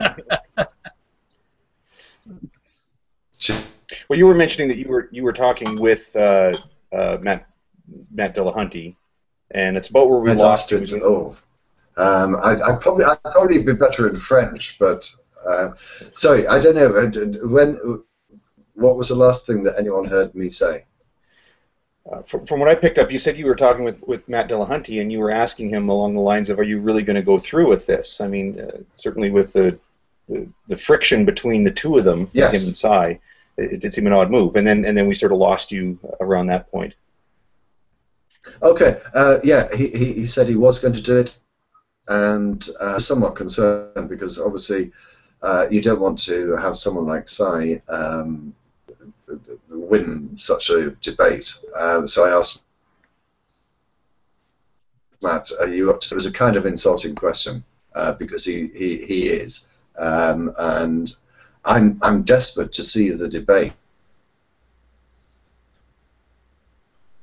because I think that Matt will have absolutely nailed Cy, and the description that is Aussie about Cy playing clips of Matt saying bits and pieces is a ground roll. I mean, what the hell is he doing with that? If he's got an argument, bring the argument to the table and let it be debated. But he's not. If this account is correct, it just shows Cy to be a sad, pathetic arse. Well, no, see, I got a chance to talk to Matt. Okay? Yes, quite good. I had a chance to talk to Matt in the last couple of weeks about this. We were at some sort of a backyard party or something like that. But anyways, we were talking face to face rather than on Skype or what have you. And I remember asking him that if in the debate that we've had with Cy ten Bruggencate before, I mean, and I don't mean to sound vain in this, his argument is so empty that when he was on the show, when I was able to speak, I mean, we did it with the Magic Sandwich Show when I had lost my voice, wasn't able to say anything. But when I had a second opportunity on Dogma Debate, I really thought that he was done. That after that conversation, there's no reason for anybody to talk to the man anymore. And so I asked Matt, what is it that you intend to do? And Matt was glowingly confident. He said he was completely prepared for Bruggencate. And I'm like, yeah, but it's not like a challenge, is it? I mean, we're talking about somebody who is apparently mentally and logically deficient. I don't understand why we're still giving him attention. Why are we treating him like he's important? That's the part that mystified me. Well, you know what? No, he's never been important. He only becomes important because the Christians see him as important. As long as we still have, the YouTube lower rung and middle rung apologists that trot out the, how do you know that, and I'm just pointing out the inconsistency in your worldview. They still refer to that sort of stuff, and I mean that means it still has to be addressed because they still keep talking about it. I wonder if I can reference a couple of things that have just come up here. I know Ozzy had very kindly pointed me and other people on Google Plus yesterday to, I think it's episode 217 of Dogma Debate, and it's worth a listen, folks, because it's where it's where David Smalley engages. Apparently, this discussion between I've forgotten her name as well, but Matt Dillahunty and Cy ten Bruggencate and this woman, somebody dropped the A word and somebody got all offended by it, and it's an interesting little bit of a side gossip, but when you sort of listen to the details of it, you sort of realize what kind of character you're dealing with here with Cy ten Bruggencate, and how Matt's terseness sometimes comes into play. But and then the other thing I would really encourage people to listen, we'll find the episode number, maybe put it in the video description, is Aaron's appearance on. Do you remember the episode number, Aaron? That your appearance on Dogma Debate with. Yeah, we should dig it out and throw it in the video description. I might even throw it in the comments here if I can find it fairly quickly. But it, to me, was a real turning point for people's ability to deal with Cy's bullshit. It was just such a great way of going about it. Well, thank you. But I actually rewatched that a few days ago. And I would echo Hogtie's sentiments about it.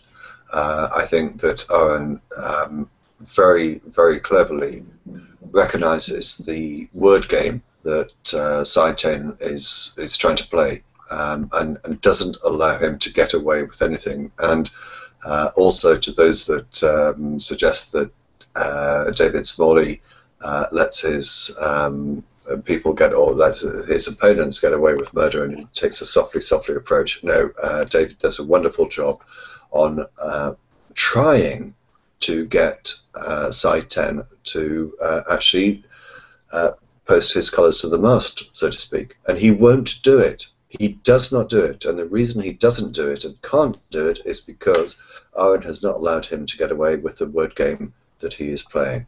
I strongly recommend it, and I will, as soon as I can, include a link to that that broadcast in the description on this video when it is posted on YouTube. Could I say something to address what Aaron was saying about, you know, why are we still talking about this guy? Why are we still talking to this guy? Earlier today in on a Facebook discussion, someone asked sort of the same kind of thing and expressed the same kind of exasperation. And, you know, when is this fellow going to just disappear? And the answer to that is, of course, he's not going to go away. And what I wrote was, he won't go away, nor will presuppositionalism. Bad arguments don't go away just because they're wrong, no matter how often they're refuted. When an argument satisfies other needs, such as in this case, the deep need to rationalize a theology that's utterly at odds with our modern knowledge and our modern values, people are going to cling to it. And Sai's dumbed-down version of presuppositionalism not only does that, but it's one that's easy to learn. It exports itself readily. It's easy to repeat and easy to apply by people who don't know any philosophy and can stump people with difficult philosophical questions. And it gives them that sense of superiority. Please, I've got to pause you there then. Explain it to me, because I don't understand it. I genuinely, I do not grasp what his point is. Okay, well, let me finish my first point, if I may. Yeah, let me finish my point, if I may, and then I'll happily do that. Yeah, but as a consequence, because this argument is sort of easy for these people to understand and repeat and parrot, it isn't going to go away, and that's why I think it's important for the rest of us to understand it and publicize it where it goes wrong, and specifically to publicize where it goes wrong and how it fails. Yeah, I fully agree with that, and I would love to do so, but because I don't understand the argument, I can't rebut it. So please, tell me what the argument is. Well, that doesn't stop the creationists. No. Of course it doesn't. But Owen, you've obviously grasped the argument. You see its flaws. You've addressed those flaws. But for a lot of people, myself included, I don't fully understand what his argument is. So can we play this game with Ozzy for a while, please? So Ozzy, present the argument to me and see. Okay, we'll take it, see where it goes. Sure. And Ozzy, not to interject, but would you mind if I were to build the stairs to your stage on this? I don't know what that means. You don't? Oh, okay. Well, then I just invented it. I'm going to certainly trot it out there. Can I just lead in by saying this is not to be misunderstood as a proof for God. The more that we've looked at this thing over the last year where people, I don't understand how this proves God. They're not trying to prove God. It might be more correctly represented as a disproof of the rationality of atheism. I don't know if that's not helpful. Then press on in a different direction. But it's not helpful for me because Ozzy will make it helpful. You watch. Yeah, he can do. I know. But I want him to start from the very base proposition. Okay. I can give presupposition. And I'm not entirely sure because when we did have Sai on the show. A year or 2 years ago, I can't remember when it was, I asked him specifically where his position about presuppositionalism leads him to his particular God. He refused to answer that question. He said, I think it was along the lines of, well, if you're prepared to take my first argument, then I'll move on to that, but otherwise I'm not going to address that point. So let's start from absolute basics. What is Sai's position? What is he trying to argue? Okay, well, the fundamental basis of his position is born of his Calvinistic doctrine that everyone in their heart of hearts knows that there's a God. There's something called a sensus divinitatis, a sense of the divine that is implanted in us with God. So at bottom, everyone who professes to be an atheist is merely professing to be an atheist, is merely lying. Is in their heart of hearts, they know that there's a God. So in that sense, his view is we don't need to bother trying to persuade people that atheism is false and that God exists, because really we all know. So really the game is about discrediting people. It's about sort of disabusing people of this idea, this veneer of intellectual respectability that people are trying to paint on themselves. Can I just put you there? Yeah. That's his fundamental. That's the starting point. That's the starting point, yeah. It is, of course, question-begging, but that is the starting point. But that's okay. I mean, it's okay to start with something that's highly controversial and contentious. It's okay. I mean, just logic, as a matter of simple logic, it's okay to start with a premise that's highly contentious, as long as you can, in the course of the argument, discharge the assumption, so that it's not just now a gratuitous assumption. But the way presuppositionalism proceeds is this: everyone has a belief set, a whole belief set, a set of beliefs that about everything, about what you think reality is composed of, about how knowledge is to be arrived at, about values, about morality, about aesthetics, everything. We have a complete worldview. Everyone has a worldview. Not everyone has an explicitly well thought out worldview, but everyone at least has an implicit worldview. Everyone has a belief set. And your belief set includes, among other things, beliefs about how to acquire your beliefs, beliefs about what constitutes evidence, beliefs about what constitutes proof, about what the meaning of truth is, about what the meaning of right and wrong are, the meaning of knowledge. The presuppositionalist position is that not all worldviews are coherent. Some worldviews are incoherent. They are inconsistent. There are inconsistencies in the worldview. There are gaps and chasms in the worldview that make it such that certain things that we talk about and take for granted, the idea of right and wrong, the idea that there's such a thing as truth, the idea that knowledge is possible, the idea that the sun will rise tomorrow and that we can trust that assumption on the basis of induction, that there's uniformity in nature, all sorts of assumptions that we make and take for granted. Deduction is reliable, that we can trust our senses, that we can rely upon our memories, and that they're generally reliable, if not perfectly reliable, at least generally reliable. All of these things that we take for granted, they say, some worldviews do not have within them the conceptual resources to justify and warrant those beliefs. So the belief that there's a mind-independent reality, the belief that there are other minds, the belief that you can trust your reason, the belief that you can trust your senses, that you should rely on your memory.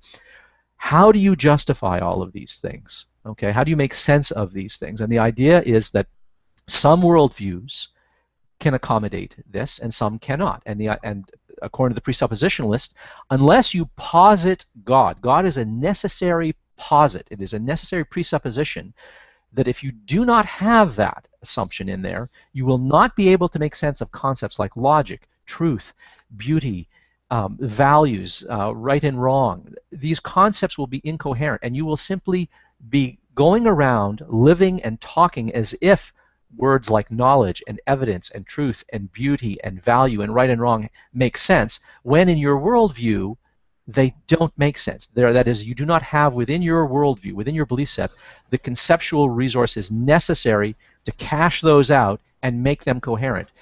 And the only way you can do that is if you posit a God. That's the argument. Yeah, and that's what I don't quite understand, because I have beliefs, I have understanding, I have knowledge, and these words obviously become somewhat fuzzy. What I don't understand is why my worldview requires a God, or their worldview requires a God. That's the last step that I just simply don't understand. Okay. Now, there are different ways of making this argument. You can make this argument, this is a kind of transcendental argument, you can make the argument by appeal to the concept of logic, by the concept of morality, the concept of beauty and value, okay, well, Paul, but Sai does it using the concept of knowledge. Okay, well, let me pause you there again, just so we understand what we're talking about. I firmly believe that logic is a man-made construct. I firmly believe that there is no such thing as objective morality. So where does that take us in this discourse? Okay, well, let's look at morality then. If you say that morality is entirely man-made, okay, and that it's just a kind of convention that we agree upon, then the argument, the objection will be, and this is not an argument that just presuppositionalists make. This is an argument that moral philosophers have long made. This is an argument that goes back at least as far back as Plato, that if morality consists of nothing more than consensus and agreement, then there's nothing intrinsically right and intrinsically wrong. There's just we get together and we agree on this, or we manage to persuade or force people to abide by certain conventions. Yeah, and yes, and that's the position that I take. Right, but the argument. Well, the difficulty with that is that if you find yourself in a culture or a circumstance where it is widely believed that taking child brides and selling and buying people and slavery and stuff like that is part of an institution within your culture, then you're stuck with that kind of relativism. Then, because there are no moral facts, there are no higher values. There are in fact there's no way the world ought to be. There is merely the way the world is. Then, strictly speaking, you have no objection to slavery. All you can point to is that's just not how we do things around here. Okay. There, I've got to pause you again there. I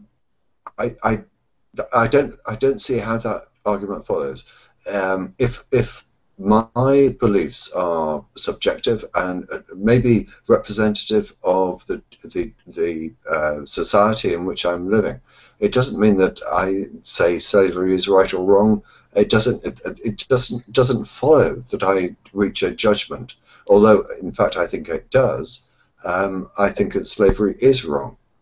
Okay, well, if you think slavery is wrong, the question that beggars immediately is what makes it wrong? Not why you think it's wrong, but what are the conditions that make slavery wrong? I'm not interested. I'm not interested in trying to seek a objective morality about this. I'm coming at this from a personal point of view, and I'm mixing with people and getting on with people who share my own personal morality and views about slavery. Well, no, but so did the Nazis. The Nazis were rounding up Jews. No, they didn't. I don't think they did. Well, no, they did. They did. Are you honestly using this as an argument? Well, yes, of course. I mean, okay. This is the problem of cultural relativism. You can point to other cultures where they practice, where child brides is the norm. We could look back to other cultures where slavery was the norm, and it was simply understood that this is just how we do things around here. Now, you might say, well, listen, no, I'm talking about something radically subjective. I'm not talking about cultural relativism, that right and wrong is constituted on the consensus of the culture that I'm a part of, but that right and wrong is constituted merely by my own preferences. Oh, but wait a minute. If it's just a matter of preferences, and your preferences and my preferences are not the same preferences, then when you say, I think this is wrong, all you are saying nothing more than, I disapprove of this, I don't like this. It's like preferring vanilla to chocolate. Why should that warrant any claim on anyone else's attention? And that is in fact a serious problem with that kind of moral subjectivism. It's why I can understand that. I can see the weakness of my argument now, but I don't know how best to address it. I'll probably have to think about this, and thank you for encouraging me to think. But my lame attempt to justify myself is that. I don't know, what would it be? That the majority seem to formulate an opinion about certain things, and throw in another thing, that ensuring the lack of harm to individuals, having empathy, trying to strive for equality, That's the best I can do. Can I color commentary before you? Yeah, can I? Because you see what's happening here, and I hope it's sort of obvious. And I'm going to make this observation, and desperately, DPR, do not want you to be offended by this. You're a very intelligent man. You're educated. You're a professional lawyer that actually practices in the area of right and wrong. Although the sense of right and wrong in that domain is certainly in a different rubric than this social moral discussion that we're having here. The thing that happens in this conversation, and if you let the presuppers get away with this is what happens, is we understand to some extent, our intuition gets developed through the course of our lifetimes, that we kind of understand what's right and wrong. We're appalled by slavery, things like that. But very few of us ever refine a good explanation, or able to put voice to our framework, our moral model. What is your moral theory? And we end up saying things like what you're saying, DPR, like, well, I know the difference between right and wrong, and I associate with a bunch of other people who agree with me about what's right and wrong, and it's just perfectly obvious what's right and wrong. And then all you have to do is have Ozzy point out, well, the Nazis did the same thing. And it just something like that, conversation goes off the rails. What I'm getting at here for color commentary is that this sort of thing, that even intelligent, educated non-believers do not have a grasp on the words that are required to express a moral framework. Even when you do have a moral framework, if you don't have the words to express it, and you let yourself get into a conversation with presuppositionalists about your reasoning framework or your moral framework, that's the thing that they capitalize on. They're looking for that soft underbelly. Yeah, they do it for logic, and they do it for knowledge. These are, first of all, philosophy of logic is enormously complicated and technical. The philosophy that deals with questions of knowledge and reasons and evidence, the relationships between beliefs and evidence, is an area, a branch of philosophy called epistemology.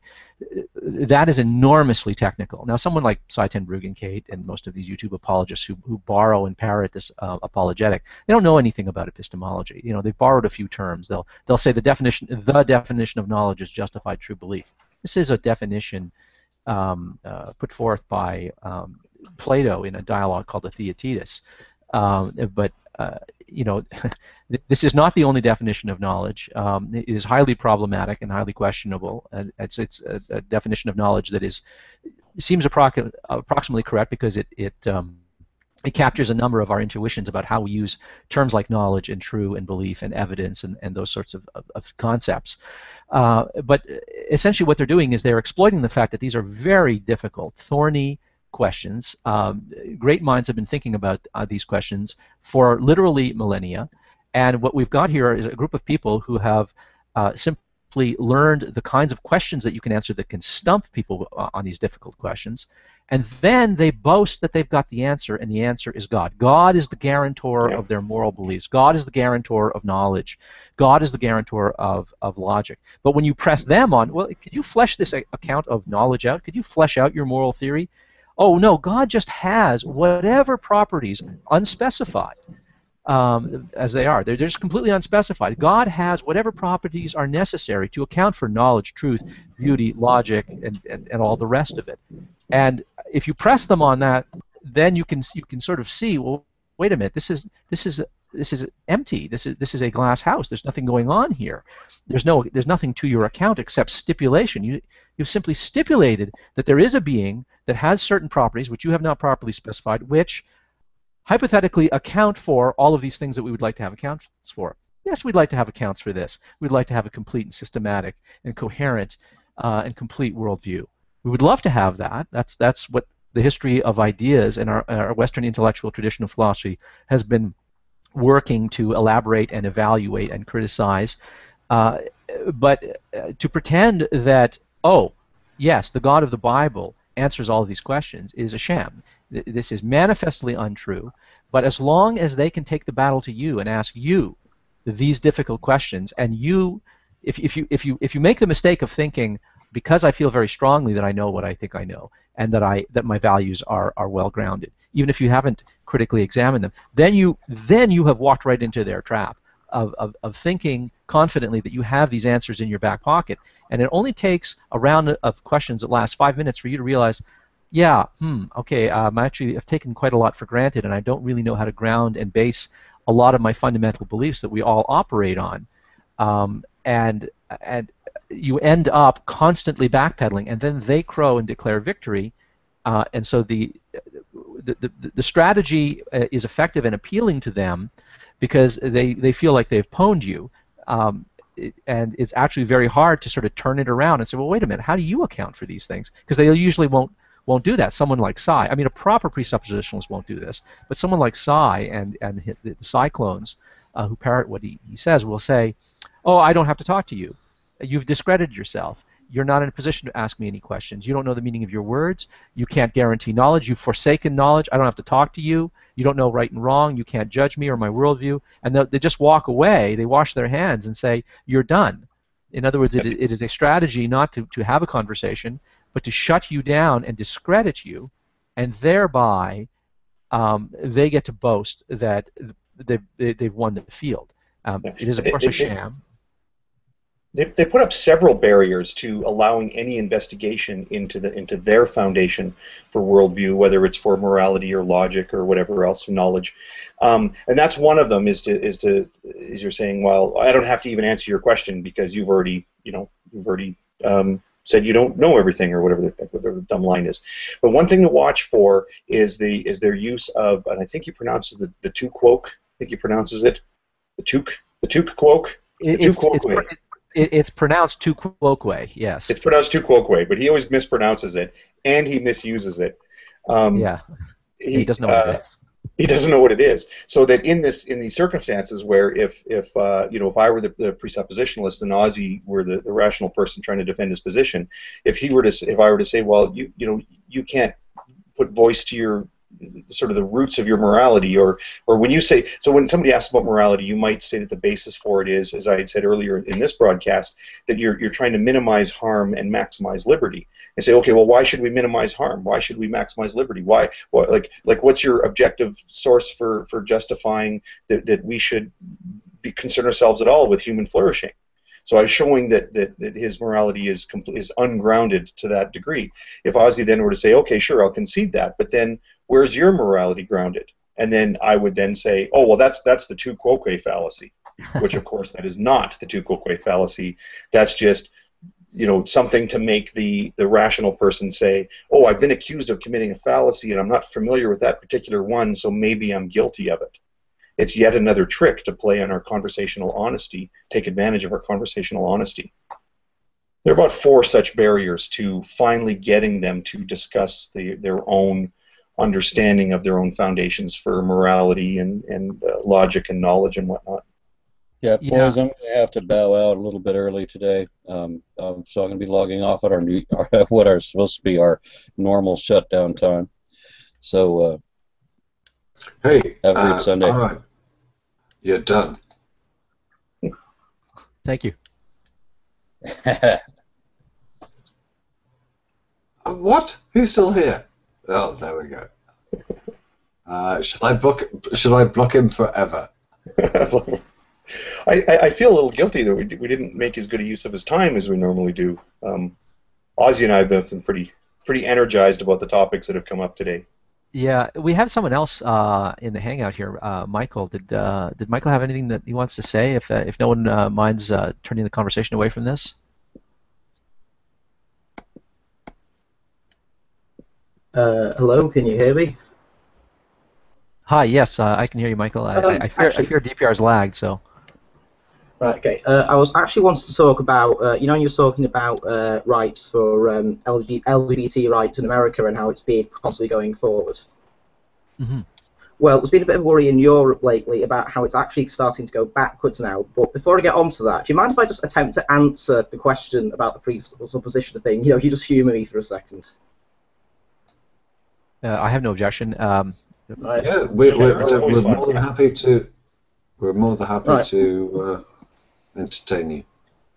Well, I'd argue that my moral grounding is based entirely on emotion, and he would say, okay, well, emotion, that's irrational. But I would argue that as humans, if we were completely rational and didn't base any of our decisions on emotion, then we wouldn't do anything.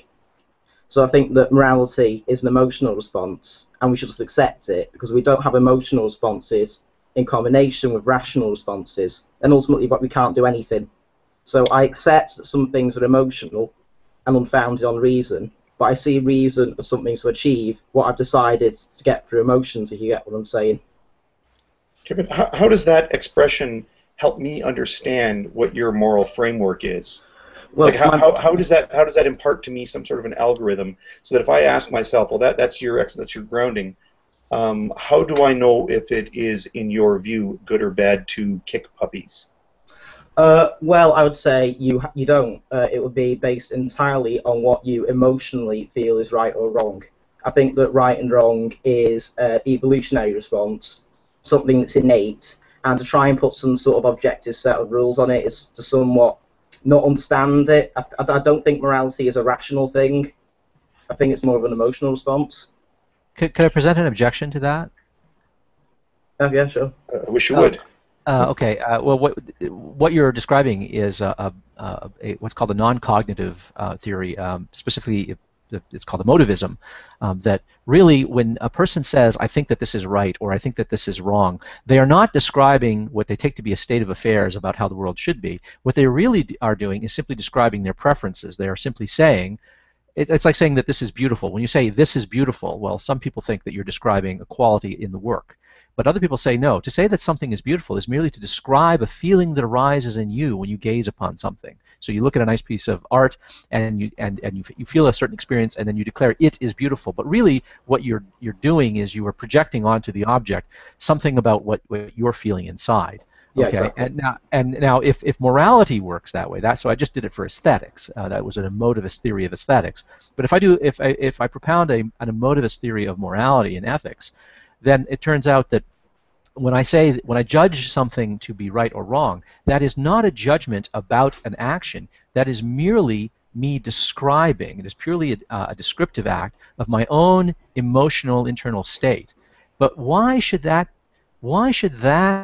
declaration, if you see a murder or you see a brutal act and you say, "Oh, that's terrible, that's awful, that's wrong," why should that, even if a lot of people share that emotion with you, why should that warrant any attention on anyone's conduct or behavior, or even their attention, if they don't share in that emotion? So, for instance, they might say, "Well, I'm a sociopath. It looked just fine and sexy to me to see that person brutally raped and humiliated and tortured. In fact, I get my jollies seeing that kind of thing and doing that kind of thing. I'd like to see more of it." Now, what are we supposed to do at that point? It's certainly true that much of of what goes on in our moral discourse is grounded in moral intuitions that arise out of our emotions. But if it rests entirely on that, we're going to run into some serious difficulties, in that we lose the basis for saying, "No, you're mistaken about right and wrong," because a person can't be wrong. Or in principle, a person might not be wrong about their emotional state, and who cares? I mean, all you're describing is an emotional state in yourself, not a description about how other people ought to behave, including yourself. I'd like to answer that with are you familiar with psychological egoism? Yes, I am. Well, I would argue that, as well as emotion, that morality is based on, I think the golden rule would be an adaptation of psychological egoism. So I want people to be kind to me. So are you familiar with the social contract and evolution, and how we create these moral systems so it's mutually beneficial? Yeah. Well, I would argue that we've I don't know. I think what's happened is contract in ways we should behave, and that instead of it just being a sort of, agreement that we sort of stick to, but we sort of, don't really trust each other, I think that through evolution, we gained a sort of emotional urge to act according to that contract, and that emotional urge to follow the contract and do what's mutually beneficial is morality. Yeah, I would. There'd be a number of things I would challenge there with the sort of the notion of psychological egoism. Boy, there's a lot to chew there, and there's a problem with also with the idea of social contract theory. One of the things with just a simple problem to understand about social contract theory is it is very enticing to imagine that morality consists of entering into these contractual obligations, right? If we all if we all agree to do this, we all agree that this person's going to be in charge, and we're all going to do whatever this person does, or we all agree that whoever draws the short straw has to do this, and whatever. This sort of fits in with our democratic sensibilities. The problem with that is that at bottom, what is the reason why anyone has an obligation to abide by the contract? Is there any reason? Is there a moral argument to be made? No, I don't think there is. Right. So one of the problems there is, okay, well then you have no objection to someone who just says, screw the contract.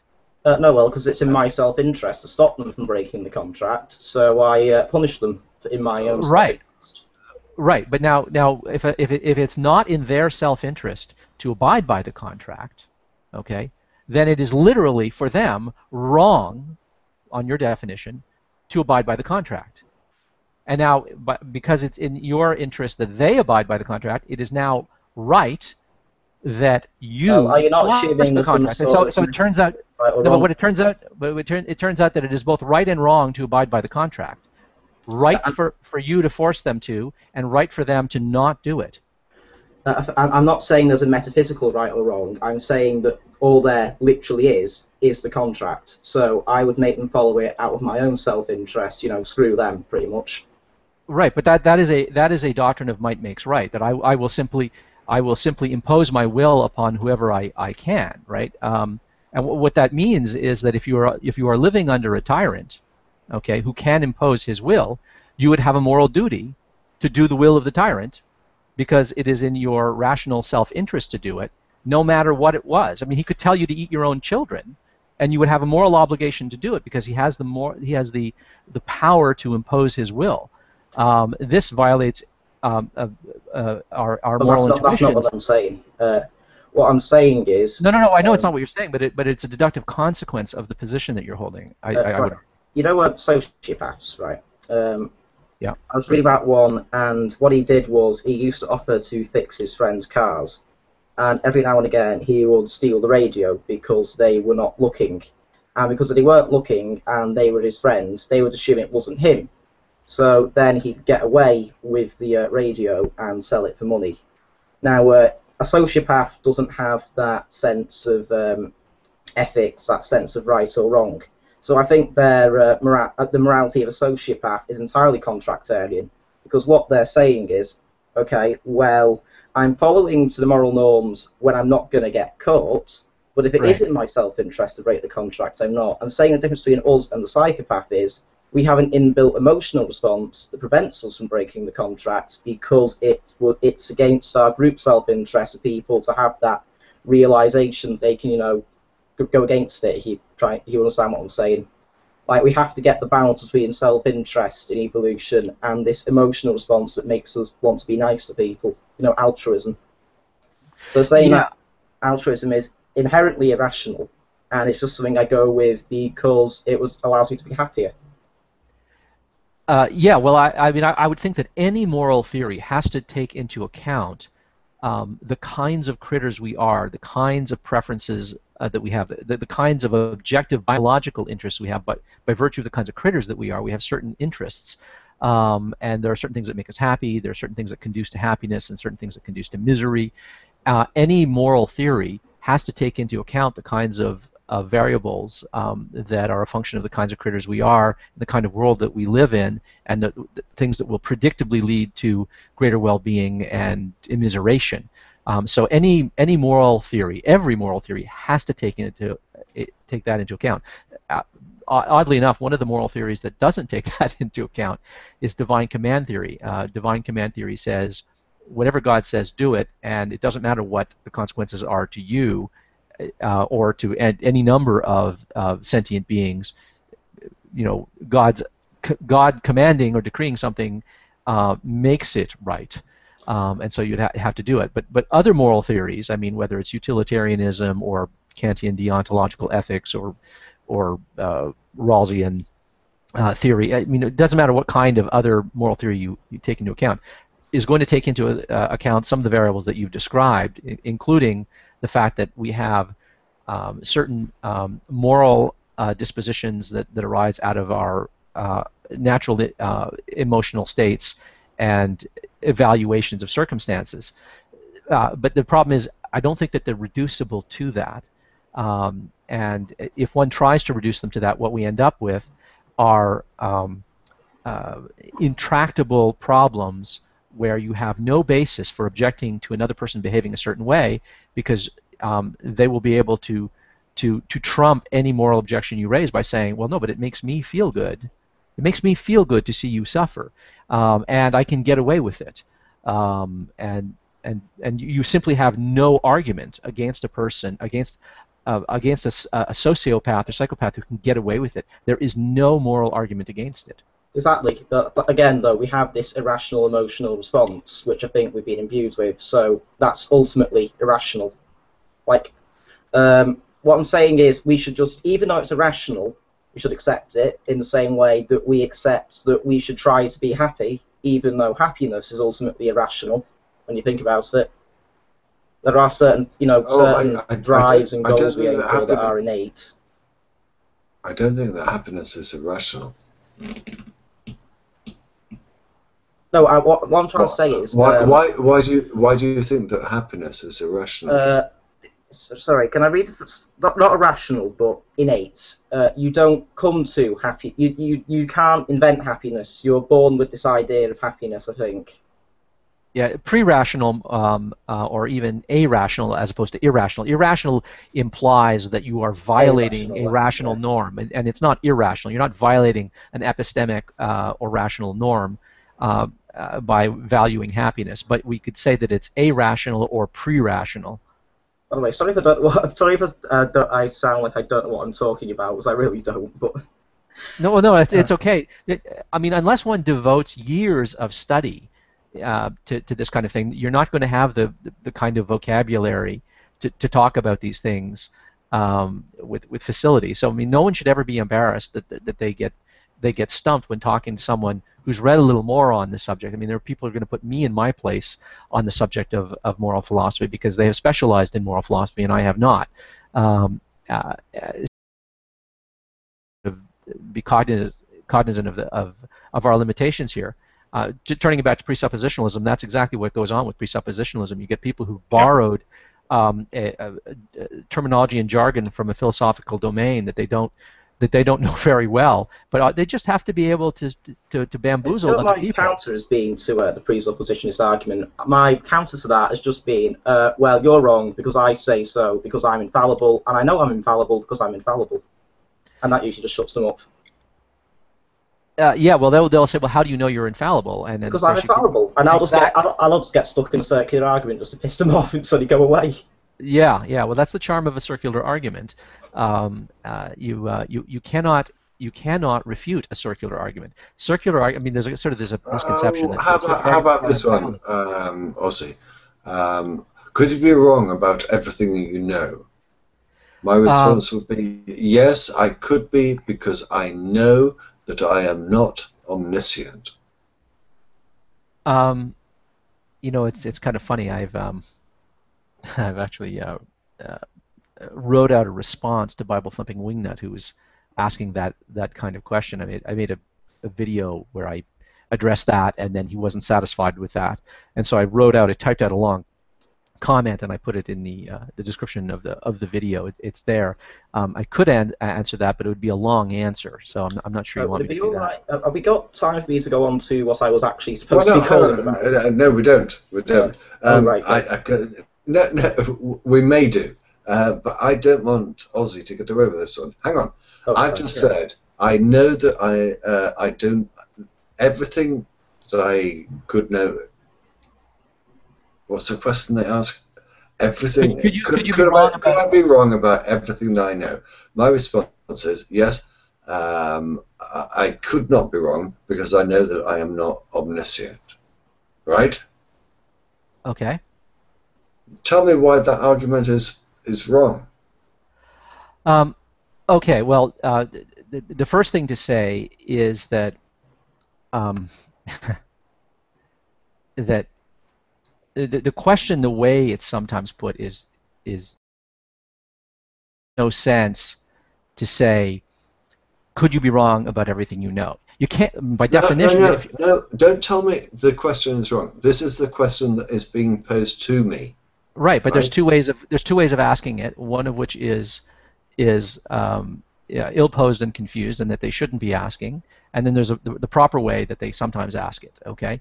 So, for instance, if they say, "Could you be wrong about everything you know?" Well, the answer to that is no. Ex hypothesi, by hypothesis. I can't be wrong about what I in fact know. If I know it, by definition, I can't be wrong about it. The question has to be asked, could you be wrong about everything you claim to know, or could you be wrong about everything you think you know? Right? That's the way the question has to be asked. So sometimes they'll ask it rather clumsily, could you be wrong about everything you know? No, I can't. I can't be wrong about everything that I in fact know. The question is, could I be wrong about what I think I know, or believe that I know? And that is a completely different proposition. And that's actually a more complicated question. But consider what it would mean to be wrong about everything that you think you know.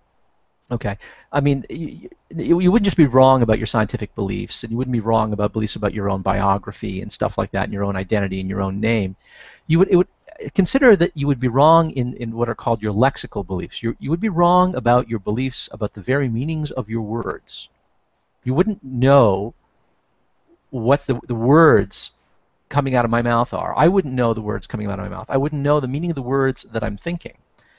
What that means is I wouldn't even understand the question. So, by hypothesis, if I were to be wrong about everything that I think I know, I couldn't get as far as understanding the question. To ask the question and to understand the question presupposes that I must know something. Every question and every answer presupposes, on the part of the questioner and the person being questioned, that they know something. If you ask a person a question, you're presupposing that they at least understand the words coming out of your mouth, and that they understand the words that they're thinking in answer. So when a person asks you, could you be wrong about everything you think you know, I have to ask them, well, I'm sorry, but your question presupposes that I do know things. So what a preposterous question you're asking me. You're asking me, on the assumption that you know some things, enough things to answer my question, could you be wrong about everything? Again, no, that is a confused question, right? So, but the question really should be this: could you be wrong about any particular thing? Not could you be wrong of everything all at once, right? Could you be wrong in every belief that you have? No, that's an incoherent question. I couldn't even understand the question, right? No, so the question is rather, more importantly, is there anything in your belief set about which you cannot be mistaken? Okay, that is a different question. It's a difference between saying, I could be wrong about any particular thing in my, or a number of things in my belief set, and I don't know which ones they are, and saying I'm wrong about everything in my belief set, which is a different thing. The latter, I think, is an incoherent question, and the only answer to that is the question is incoherent. It's like asking, what's the difference between a duck? That is an ill-posed question. You need to ask the question differently. You need to ask another question. But if you ask me, could I be wrong about any particular thing in my belief set? Yes, of course, because anything within my belief set, anything that I think I know within my belief set, is founded on some other beliefs that I have. Right? Our beliefs work not like a foundation of a building with blocks at the bottom and you build on top. Some of our beliefs, of course, are hierarchically organized, built on other things. But it's more like a web of belief.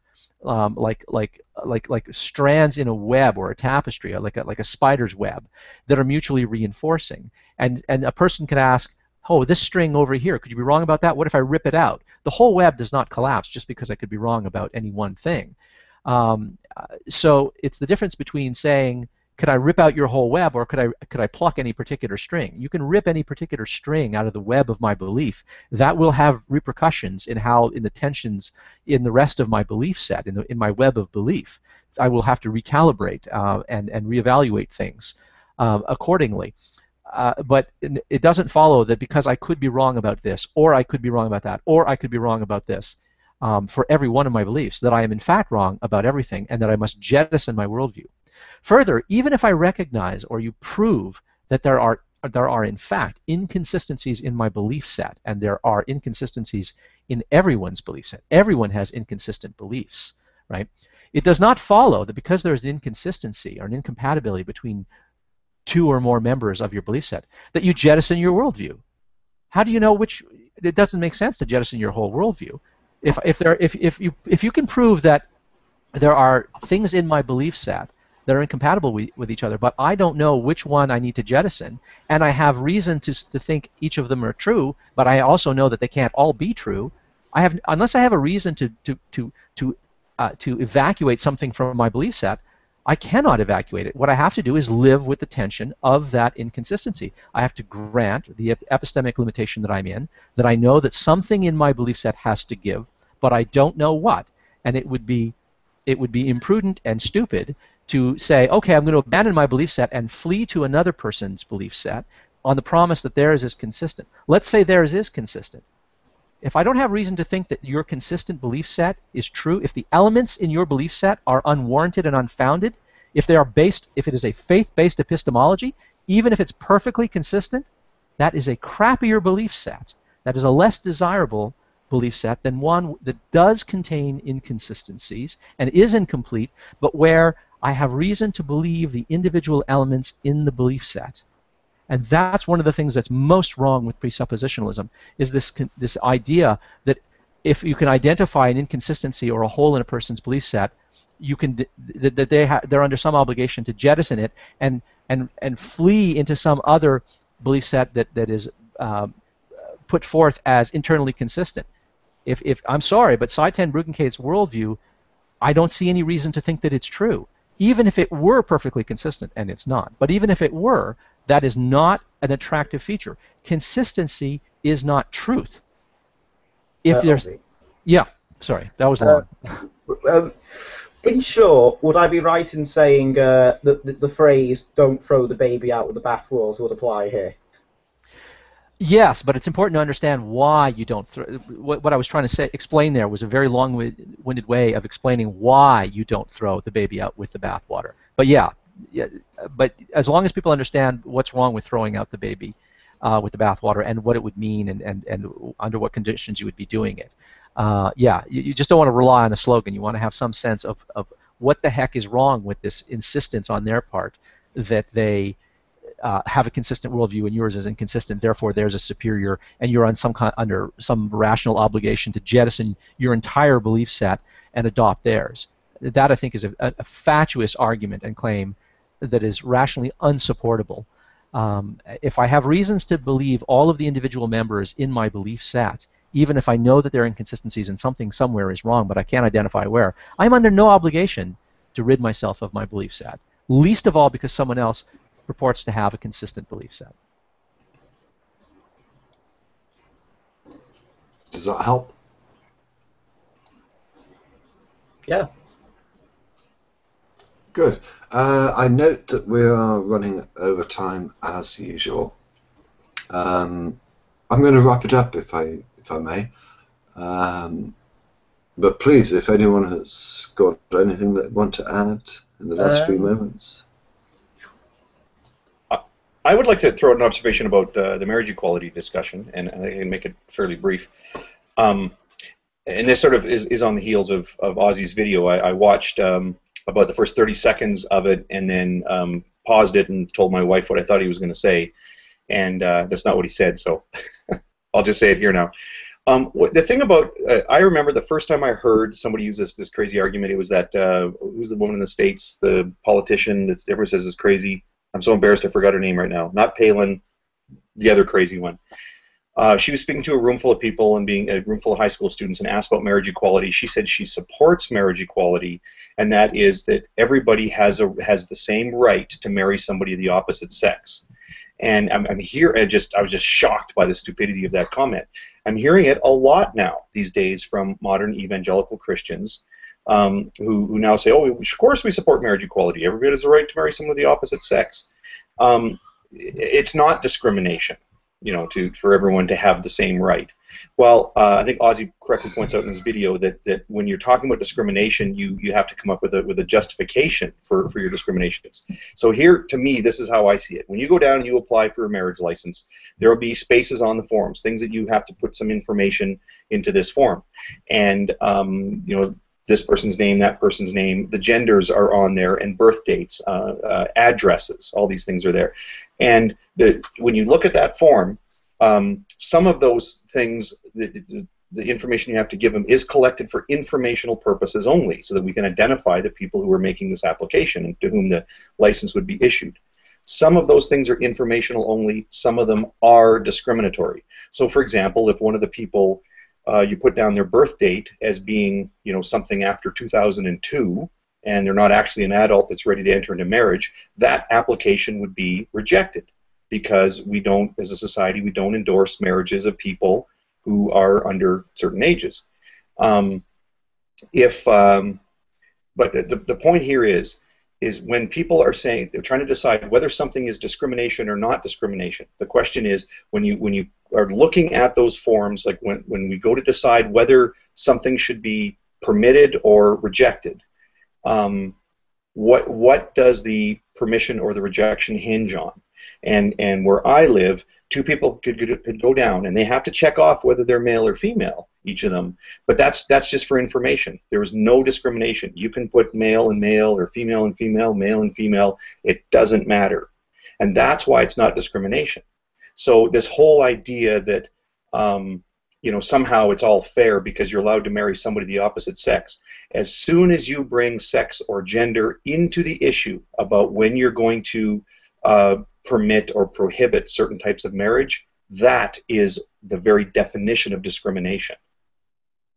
I hope I'm not too forward. I just wanted to ask a brief question. What's your opinion on polygamy?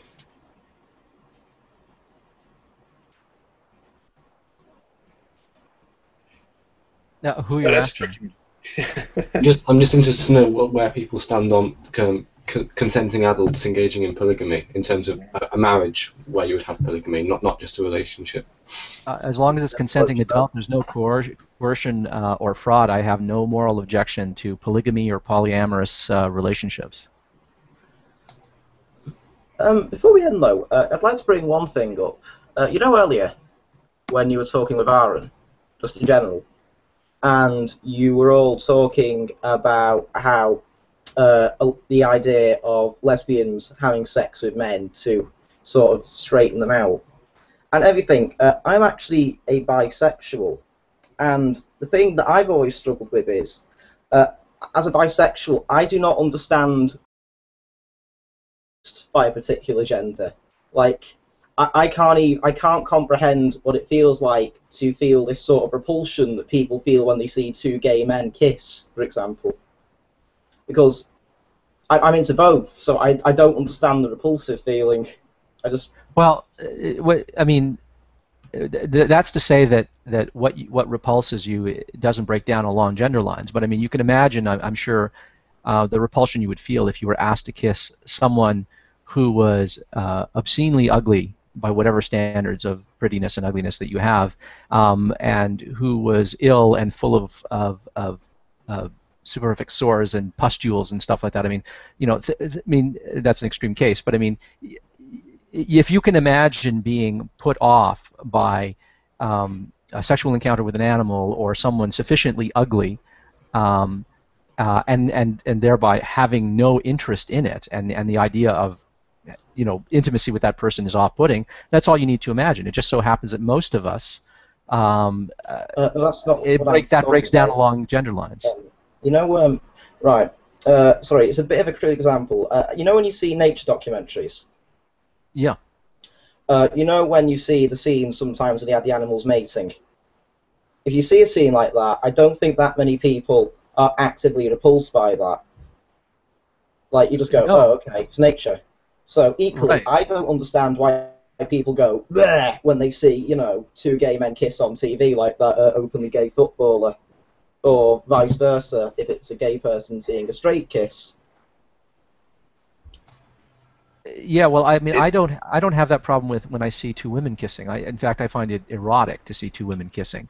I don't find it erotic to see two men kissing. Although I have to say, the kind of uneasiness and disquiet that I used to feel is going away as I'm getting used to the idea and seeing more images and representations of this now. It no longer seems quite so bizarre and unnatural to me. But when I was young, it did seem wholly unnatural to me.